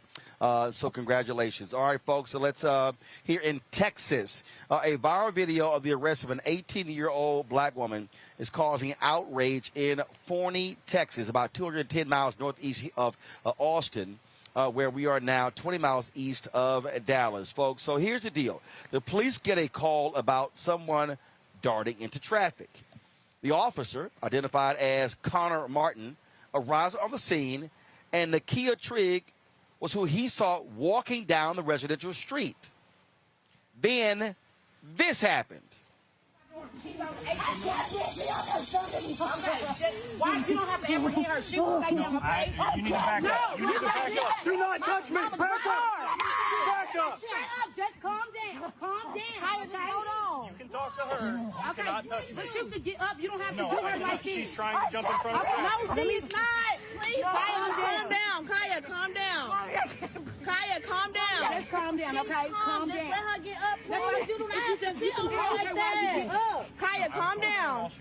Kaya, just calm down. Okay, just calm down. Just breathe, Kaya. Calm down. Breathe. I got her, please. She's what? Y'all is on her. Where are y'all? It's 102 degrees out here. I can't breathe. She cannot breathe. She's spitting up. I don't fucking care. What are you going to put? No. She hasn't done anything. No. We'll turn her over if y'all back up. Okay. But what are you going to turn her over for and cover? She has not done anything. Please let her go. She's literally just walking. Bro, babe. Pissing me off. She cannot stop. Bro, stop it. Okay. We got the report. She's running. Look at her, man. Okay. Okay, listen. Okay. If we can restrain her, we'll stand her up and be fine, okay? Okay, Mama. She's suicidal. Okay. Okay, well, let us get her restrained and safe. Back up. Everybody will She's literally foaming from her mouth. She's literally foaming from her mouth. Okay, can you just let her up? Why does she need handcuffs? Okay, wait. She didn't do anything. If she's running in front of traffic. She's not her mother. She's not going to go anywhere. Roll over, okay? She cannot breathe. Just stand back. Roll over. Rolling over. Why are y'all about to handcuff her? Just hold on a She second. has not done anything. And then you are on her all up. I need your fucking badge number and your name. Record his fucking shit. Please do. Calm down, Kaya. Just calm down. Everything's okay. It's easy for her. Like, sugar. He know that. He didn't give a fuck. Hold on. If y'all hold on. Please put that camera back on, up here on your chest. It was never on you in the first place. Why was your camera not on you while you were on Yeah, we finna report all that. All of that. You had to report all of that. Please do. We finna report all of that. You're fine. Where are shoes? Can you hold this? You didn't have any whenever I found it. Give here.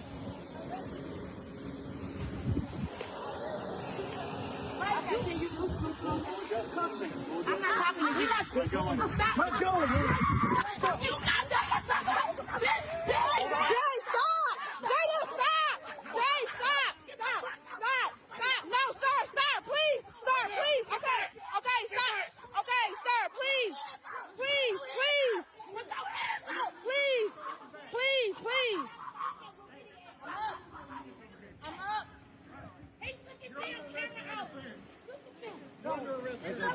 Jay, get out! I'm not here. It's all right, Jay. It's all right. It's all right. It's gonna get handled. It's gonna get handled for sure. This is crazy, boy. It's gonna get handled for sure. Mama, stay calm. Mama, stay calm. Stay calm. When I got here, this camera was Kaya, stay calm. facing dead. Stay calm, Kaya. All I did was ask him. My daughter couldn't breathe. She was foaming at the mat. It's all right. I got it all on video. Can you not let me get in the car with him? I'll get in the car with you. Please do not put him in the car with her. Please don't. Don't put either one of them in the car with her. Ma'am, please get back, please. Miss, come back. Come back. All I did was ask you to listen. I got it. So Trigg was taken to the hospital. For a mental evaluation. Her mother, Anthony Gray, was arrested and charged with assault of a public servant and interference with public duties. She has been released on bond. Kaufman County Sheriff's Office is aware of the video and investigating the incident. That right there, Faraji, is a perfect example of what happens when an officer makes the right call as to how you engage. One, clearly this is why you need mental health professionals dealing with a lot of these cases. Two, I have never seen a police officer lay his entire body on a woman to restrain her. I have never seen that in my life. Third point, you had 3 other people there who clearly knew the woman. That's where you as the officer pull them in to assist you in keeping things calm. This woman had stuff foaming out of her mouth. And I remember the case after George Floyd when police were detaining someone and he was sort of resisting, and 3 other black people came along and said, hey, they helped the officer calm the brother down. They talked to the brother to relax. They helped him along. That's what happened. That's where cops have to make better decisions. I'm gonna be honest with you, brother Roland. I couldn't. It's heartbreaking to watch that video. It's absolutely heartbreaking. I've never seen a move like that. The man was physically on top of the woman, on this young girl and me. And I mean, if you see foam coming out the mouth and you're in 100-degree weather, wouldn't you think, maybe I should just kind of change my restraining tactic here? I mean, you're physically on top of the woman. You got people around you. This is a dumbass officer. You know, and it's like we want to try to politic our way out of certain things. We want to try to rationalize our way out of things. But this is just piss poor judgment. And this is a terrible call. It was a terrible call. And I mean, then you get with the mother and the family members and the whole thing. I mean, I'm so sick and tired of simple calls that can be handled. You and I know that certain things can be handled in one way. It can go left in 30 seconds or less. Yep. Reese? Ooh, Chad, I already said 3 F words, so I'm going to try to restrain myself here. But what we saw was sexual assault, number 1. Number 2 is demonic. Okay? It's savagery. And it's intentional. The point was not to detain her for any kind of threat. The point was to, number 1, get his rocks off. Like I said, sexual assault. And number 2, to dehumanize her. And this is the problem. We can't appeal to white supremacists to see our humanity because they don't see that. Why was that necessary when if she was the person that was running through traffic, who gives a damn? That was an F word. Who gives a damn? What difference does that really make? Does that warrant violating her? Does that warrant assaulting her? Does that warrant brutalizing her in her completely vulnerable, traumatized state, adding to the trauma? If you see a person who is dealing with something, why do you exacerbate that trauma but for the fact that you are demonic? That you get your rocks off of doing that off of violating that woman. And then to your point, Roland, clearly these people around the young girl knew her. Clearly they were trying to calm her down. And Dr. Carr, I'm sure you'll say this, but you made the point when we had this discussion last year, I believe, that it's unfortunate that we have to essentially be accomplices to what the police are doing when they're already violating your rights. They're already breaking the law, but yet we have to help them so that they don't further brutalize us. It's disgusting. It's enraging. I hope that this woman and her mother get the legal counsel that they need to beat these charges because they never, ever, ever admit they're wrong. Or if they do, they quietly drop the charges. And she's in real legal jeopardy now. And she's out on bond, which means that there was money involved in the situation. So it's further harm done to this family. And like the mother said, I don't know if you guys heard it, why weren't you recording? And to the black man that walked up into that situation and helped those devils brutalize these 2 black women, shame on you, because we saw on that January 6th commission with the Capitol Police, it's not the same, but we saw how they testified to how they were attacked with racist abuse more than anything. They were fighting 2 wars. There's no back the blue when you're black. And so what he should have done in that moment is back these black women and de-escalate. And we need people to respect the humanity and the mental health state of people instead of violating them and taking advantage of them, which is what we saw. That's absolutely right. Greg Carr. No, I agree with everything that's been said. I think this can be reduced to some very simple steps. The police are hunters. That's what they want. That's what they are. So it is now time for everyone who is not police to become the police. So, and I'm sure there are these videos out on YouTube and there's things, but these are some very simple steps. Step number 1, when you see something like this start happening, not only begin to film and record, but go live stream it if you can. If that means setting up a Facebook Live or whatever, live stream it and immediately indicate where you are, what street, what city, what state. This need because, you know, so we don't see like what we saw in Atlanta with those 2 black cops that kicked that lady in the head the other night. Black or white. If you back the blue, we back the black against you. You are the police. Now it's time for the people to become the police. It's one thing to record it, and then show it. No, live stream it. Number two, Lil Connor Martin, all of a buck, maybe a $1.05.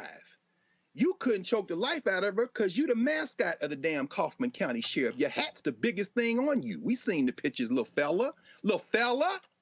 And you're right, Reese. He's getting his rocks off. Look at him. She can breathe because he's a buck. His damn belt weigh more than anything, but the old cop is trying to save him. Number two, every cop engaged in something like this is no longer whatever their name is. Their name is Derek Chauvin. So propaganda can work. So when you say, get off her, Derek Chauvin, get off her, Derek Chauvin, get off her, killer, while you live streaming, putting your place, your location, your state out there to get this number three. And finally, after you've done that, please be clear that the next step is to, where is she going? Where are you taking her? And we all meeting up over there. Listen. The only way we're going to stop the police is become the police. There's no reforming the police. They are doing their job. They are hunters. Gotcha. They are protecting property and the elite. Now we got to become the police. And you know, Roland, you can have some of those classes because you done taught me many times, don't film like this, go like this. Well, now also live stream. Yeah, that's Ain't no right. talking to the police. Absolutely. And folks, I do want to tell you about this, the story out of Colorado. Where a cop actually is facing charges because of his actions. This is in Aurora, Colorado. Folks, John Harbert is facing attempted first-degree assault, second-degree assault, oppression, felony menacing, and first-degree official misconduct for his role in the brutal arrest of Kyle Vincent. His partner, Officer Francine Martinez, is charged with failing to intervene and report the use of force by a peace officer. Harbert and Martinez were responding to a trespassing complaint when they saw three men sitting on a curb. Officers identified each person had felony warrants. Two of them ran away before Vincent was violently taken into custody. Body cam footage shows Harbert choking Vincent for nearly 40 seconds as blood streams down his face. Vincent was taken to a hospital for his injuries. The cut on his head required stitches. Harbert and Martinez have been released on bail. Now, if you remember, Aurora is the same city where 23-year-old Elijah McClain was killed after being put in a chokehold by police in 2019. Here's the rest of that video. No, I don't. I don't have to stop fighting. Bro, I don't have no warrant. You guys have the wrong guy. I don't have a warrant, bro. Stop fighting. Have a warrant. I don't. Stop fighting. Help! Help! Help! I don't have a warrant, bro. Bro, I don't have no fucking warrant, bro. Get on your face. Bro, I don't. Get on your face. I don't have a warrant, dude. Get on your face. Okay. Get on your face now. Okay, bro. Get on your face. Okay, bro. Okay. Get on your face. You're killing me. On your face! You're killing me, bro! On your face! You're killing me! Get on your face! You're killing me! Roll over on your face! You're killing me! Roll over! You're killing me! Get on your face! You're killing me! You're killing me! Get on your face! I don't have a warrant, bro! On your face! I don't have a warrant! Get over on your face! Okay, dude! I'm just on your face! On your face! I don't have a warrant, bro! Get on your face! I don't have a warrant! I don't have no warrant! Yeah, no! Get on your face! No! I can't go to jail for something I didn't do! Turn over! No! Folks, that body cam footage goes on for almost another 8 minutes. That's the but this is why you got to change your law.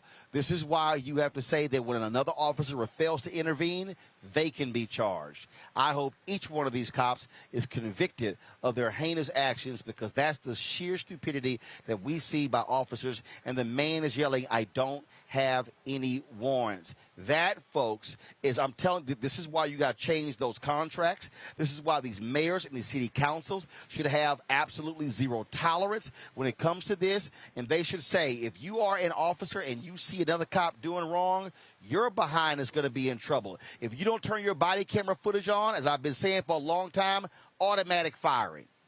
If you lie on a police report, automatic firing. You're not going to change what happens unless you start sending these thugs with badges and guns to prison, and until you hit their pocketbooks. And we also have retired LAPD Sergeant Cheryl Dorsey, who has been on our show many times, who said there are no doubt Klansmen who are serving in police departments, and she said it's point blank. And that's the thing that we just got to just be honest about and deal with. And so we'll be following that story, folks, to see what happens next. All right, my last story. Y'all know what time it is.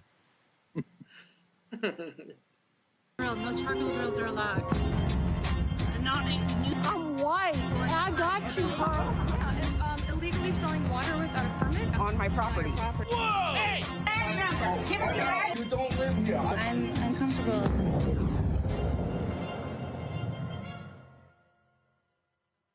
So let's call her Racist Rachel. Not Karen, Racist Rachel. Rachel decides to, folks, please.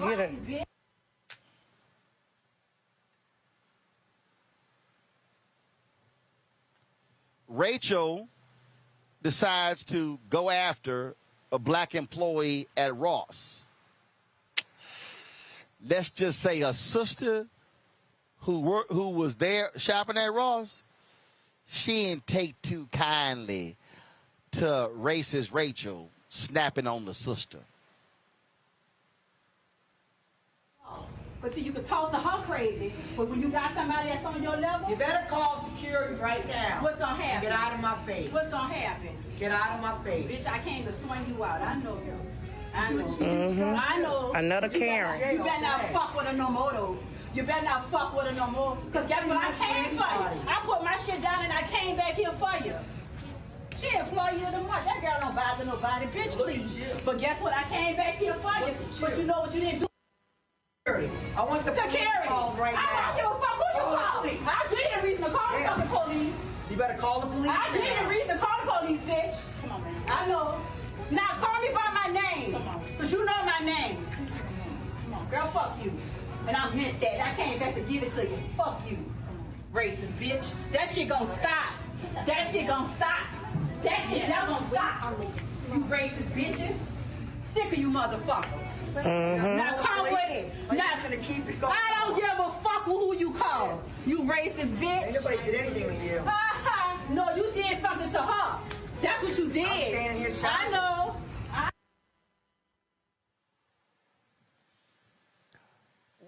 Well, Reese, I think she just totally topped you because she threw in 7 F-bombs and an MF in that. I mean, and she called her at least the B word at least half a dozen times. And so, Reese, she made you look like a church deacon. Oh, no. Did you see my Piers Morgan video? Because I definitely called yes, him.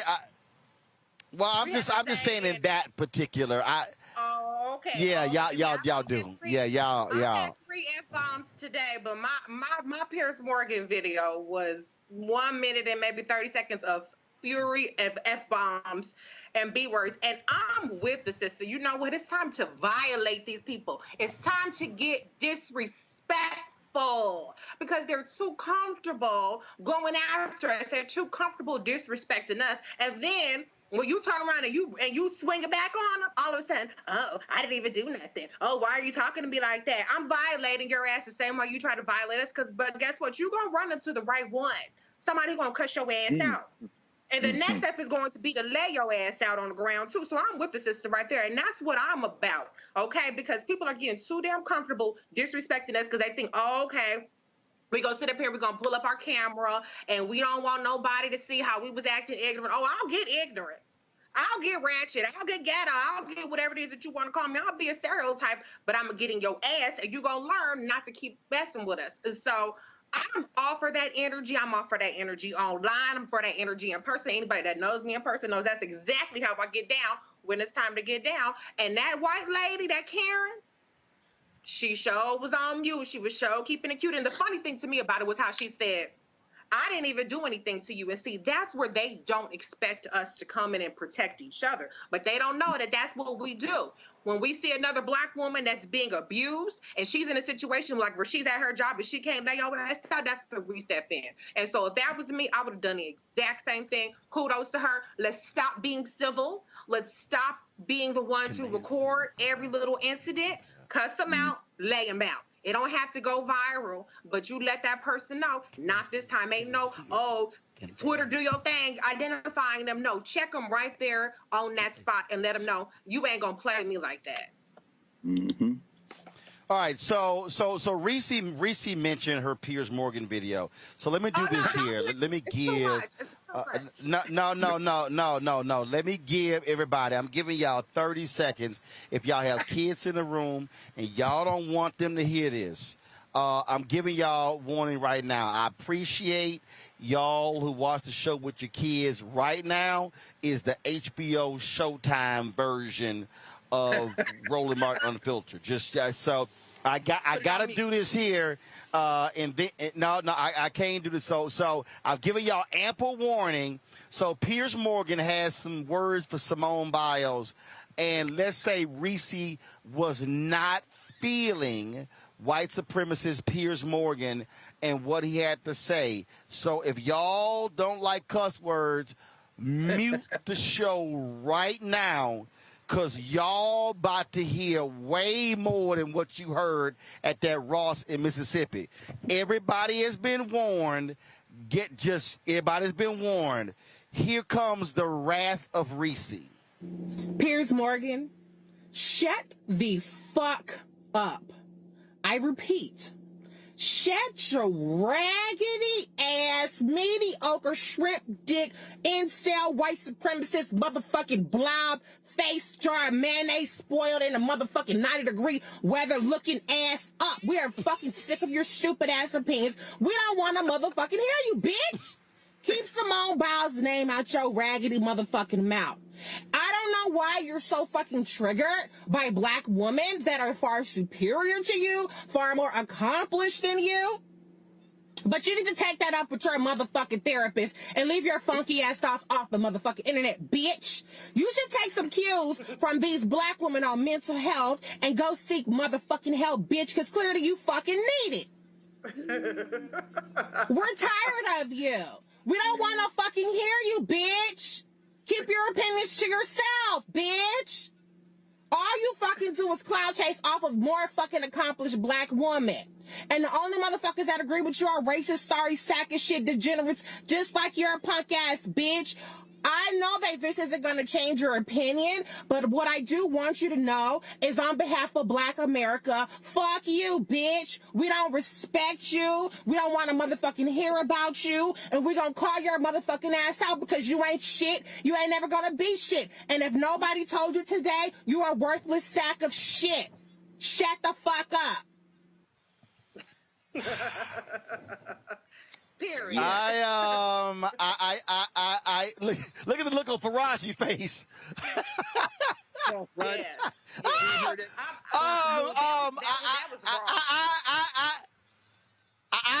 I didn't know how to respond, so I had to call somebody. Just go ahead and bring him up, please.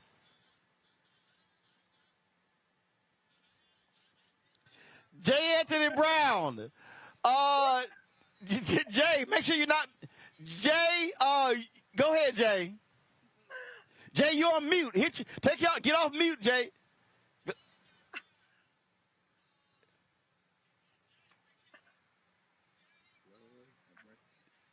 Jay, you on mute? Okay, y'all, make sure.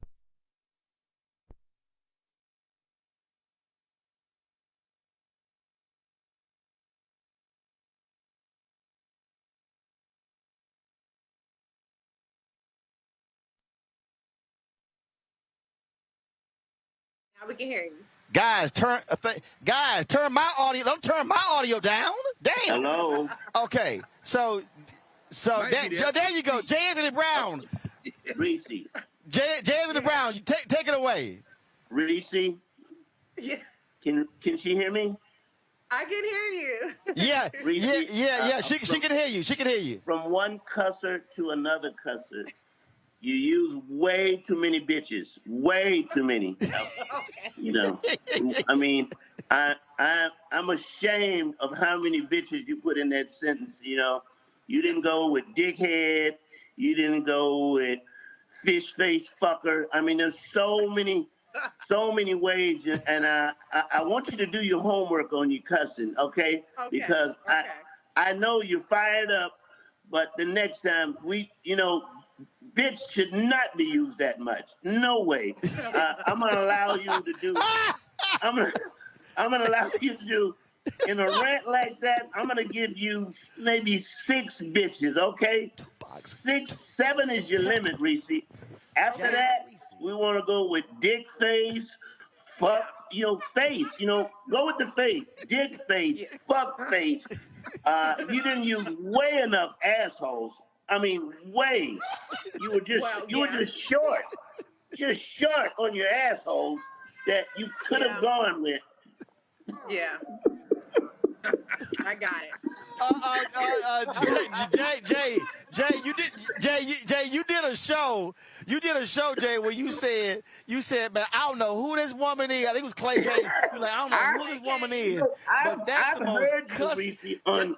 I've heard you on Clay Kane's show, and I don't know who. I called Roland. I said, I don't know who this woman is, but I've never heard anybody that knowledgeable that could cuss that much. You are a person of my heart. I love you. I really do. I never met you in my life, but like I said, from now on, you can't use that many bitches. You just are not allowed. In the annals of cussing, you get 6 to 7 bitches, and then we move on. Okay? Got it.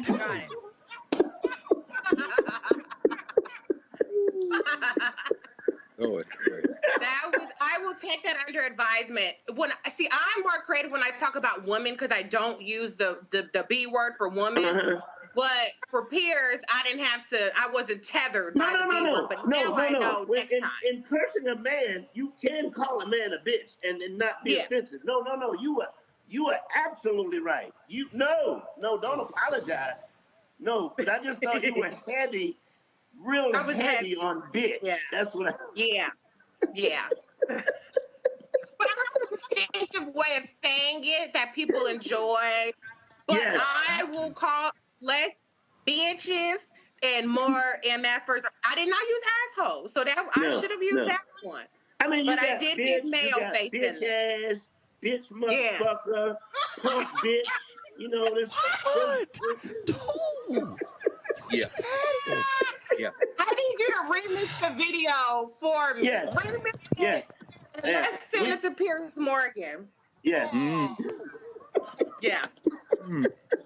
It was great. It was Thank you. It's an honor. I'm so honored. That's the best compliment I can get. Well, I've been trying to get Jay on Thursday. He's been real busy the last 3 weeks, and he texted me. He said, "I can come on now." I said, "Man, y'all got to get him on." So, Reese, that was my surprise for you, Reese. Having Jay Anthony Brown give you some lessons on cussing. Love you, man. The White House was mad. All right, Jay. Yeah, thank you. I appreciate it. All right, Roland. All right, Jay. Later, man. Love you, my brother. Greg, go ahead. No, I was gonna say, brother, look, everybody out here, y'all know that this is an art.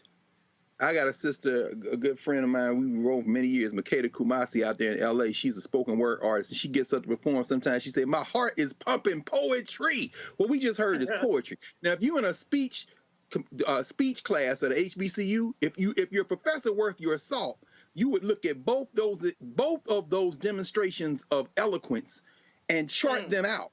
When that sister walked into that Ross, you heard the first thing she said, "I know you." Pause right there. Now, that's the first line. So this is not a speech to persuade. This is not. I know you, and then I came here for you. And I'm like, was that Mississippi or Louisiana? Because she sounded like Lil Wayne, baby. I came here for you. And then she keeps going and she said, girl, fuck you. I came to give it to you. Now let's switch to Reese. You see, in both these examples, what you have is a sexual undertone. They are stripping. In the first case, she's taking away this woman's power and her humanity. In Reese, in your case, you are stripping this man of his manhood. Hence, what I think was the appropriate use of the word bitch. And with the inflection, they took our languages, but we kept the tones. So when you say bitch, in other words, and Roland, you confirmed it because you said, and Faraj, you appreciate this, Clay Davis. You didn't say Clay Kane because that's how he used shit. In other words, there's a tone to it. Finally, now I can't say MF because I'm thinking, Faraj, you appreciate this, Francis Crest Welsing. What are the origins of this? However, when you call somebody a bitch ass, what you're really doing, you are completely removing any ambiguity as to whether or not they're a man. Reese, that was a clinic in destroying any notion of manhood. And this is what I'm saying. All you young people, I'm too old for this, but what I've noticed is, and what I expect is going to happen, Reese, and with the sister Ross, some of these young people are going to take Nas's ether and put it under there. So just when it goes viral with the ether soundtrack underneath it, just make sure they break y'all the peace of the prophets. I'm thinking that's what they're going to do for her. I don't know. Hey, no, I think so too. Hey, look, First thing, Dr. Carr just gave us a class. First, J. Anthony Brown, then Dr. Carr had to break it down like that. Come on, bro. Come on. Only on Roland Martin Unfiltered. Now look, now y'all know, I throw a couple of cuss words on this show, but Henry Anthony will tell you when we in a Roro mobile. I will cuss them up. Y'all don't understand that there's a rhythm to cussing. Oh, I can testify to that. There's a rhythm. There's a rhythm. I know I'm a Hall of Fame cusser. Yes, sir. I know the late John. I know. Y'all think I don't even get me started. Cause y'all don't let me. Cause see, first of all, when you hit somebody with the right cussing, you gotta have, especially if you're a dude, you gotta have a certain level of bass. Yeah. You gotta have a level of what Dr. Carter said of complete disrespect. Yes, sir. For that person, and then you got to go for the gut. I'm gonna give y'all one. He ain't gonna like me telling this story. When we had our TV One show. We went out on TV One show. Harry and I would engage in this thing back and forth where he was like, what? I'm running this. He was like, I'm running this. And I was like, man, you ain't running a damn thing. So we start going at it. I said, let me tell you something. I said, you know what? I said, pretend this is a piece of chalk. And I walked over to him and I did an outline around his shoes. I said, you the man inside the chalk. Outside the chalk, you don't run shit. Outside the chalk, I'm the goddamn man. Now, even Henry said, damn, the chalk, your ass pulled the chalk out on me. I said, sure as hell did, and walked the hell off. Even Henry had to laugh at that one. See, I ain't cussed that much. See, that's the other deal. So when you hit them, you can't. You got to add some other stuff to it. To your point, Doc, you got to ether them. And so every time, so there's those moments. There are those moments when we go at it. I'll be like, let me get that damn chalk out. Ooh. Let me get you. And see, you got to throw a look, and you got to throw a look in there. See, y'all didn't see the look. This is the look. You want me to pull that chalk out on your ass? See, I'm just. Somebody's parent, bro, Roland. Why you gotta be somebody's parent, man? That's a parent move right there. Well, actually, no, Faraz. That's what they say. No, in Philly. That's what they say. I sonned you. In other words, I made you my son. When you say that thing, when the kids in Philly say, I sonned you. Hey, Dr. Carr, Reese made me feel like Reese made me feel like a baby mother. She came across like a black baby mother. Oh, no question. Talking to the dude, the father of a dude who is just not there when he needs to be there. Oh my God. I felt that thing right there. Hey, look, I told y'all. You gotta fight. I told y'all, ain't no show like this. Let me go ahead and say this to the North Austin Muslim Community Center. This wasn't the plan to have all this cussing on the show today. I appreciate y'all to do the show from here. But sometimes, but cussing will keep your blood pressure down. I'm just letting you know. You ain't got me. Mine is like mine is 115. Mine 115 over 70. I ain't like. I don't think they mind. I don't think they mind, bro. I don't think they mind because in the Quran, correct me if I'm wrong, Faraji. In the Quran it says God plans and human beings plan, but Allah is the greatest of planners. So in other words, this is all in divine order, brother. It wasn't gonna be it was gonna have to be. But you know, Roland, you and Henry are friends. Y'all roll deep. In the case in Ross, when she said, what she's saying is, nuck if you buck. Anybody stand there and take that kind of cussing and don't fight? She said, I know you. And Reese, Pierce don't want no part of you. You got to fight. When you get cussed out, hell on none.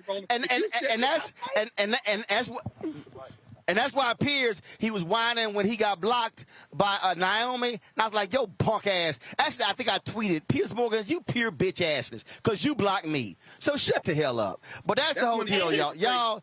I told you. He did set his followers on me. I had 1,000 white supremacists in my comment calling me monkey, Shanae, everything. And you know what? I did some of my best work. I dragged the hell out of them. I had them. If you go to my tweets and replies, you will see a master class in triggering white supremacists. I was on their ass like white on rice. And so guess what? You're going to have to send 2-3 more armies for me, bitch, because I don't care. And I'm going to cuss you out. I'm going to cuss out everybody down with you. I made it clear, and I'm not backing down. And everybody who thought they was going to get me to back down, they got told off just like their boy Piss Morgan did.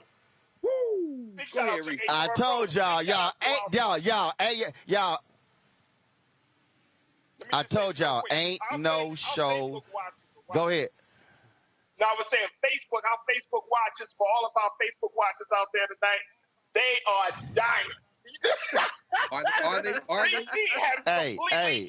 Our Facebook watchers. Let me just tell y'all. I'm looking at the comments. I told y'all, ain't no show like this on linear TV, broadcast, cable, digital. Ain't no other show like this, y'all. We keep it real. We keep it black. You know why? Because it's black owned. If y'all want to support what we do, please support us via Cash App. Hey, let me be real clear with y'all. Ain't no other black media out here covering this March for Democracy. We live streaming the entire march, all 5-6 hours every single day.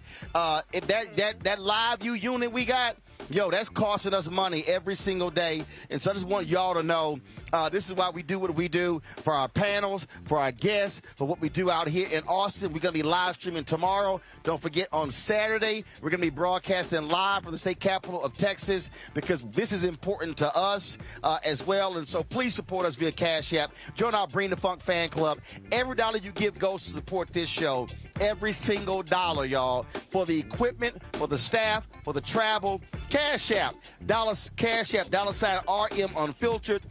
You've got, of course, Venmo.com/RM Unfiltered. Zelle is Roland@RolandSMartin.com. Roland@RolandMartinUnfiltered.com. PayPal.me/RMartinUnfiltered. Please support what we do. Y'all, I'm telling y'all, I cannot wait to drop an announcement on y'all. First of all, we're going to do a big unveiling of our new studio. Man, it's going to be, y'all, I'm telling y'all, it's going to be crazy. But then I got another announcement that I'm going to drop on September 2nd. Because we launching something on September 4th, the 3rd anniversary of Roland Martin Unfiltered. that's going to make all y'all say, damn. That's what y'all going to say on that day. I'm just letting y'all know. All right, folks, I'm going to see y'all tomorrow, 8 a.m. Eastern, when we live stream the third leg of the march. Y'all, check it out. You're watching Roland Martin Unfiltered. Y'all know how we do it. We keep it real. We keep it black. We keep it unapologetic. And we keep it real. I'm going to see y'all tomorrow.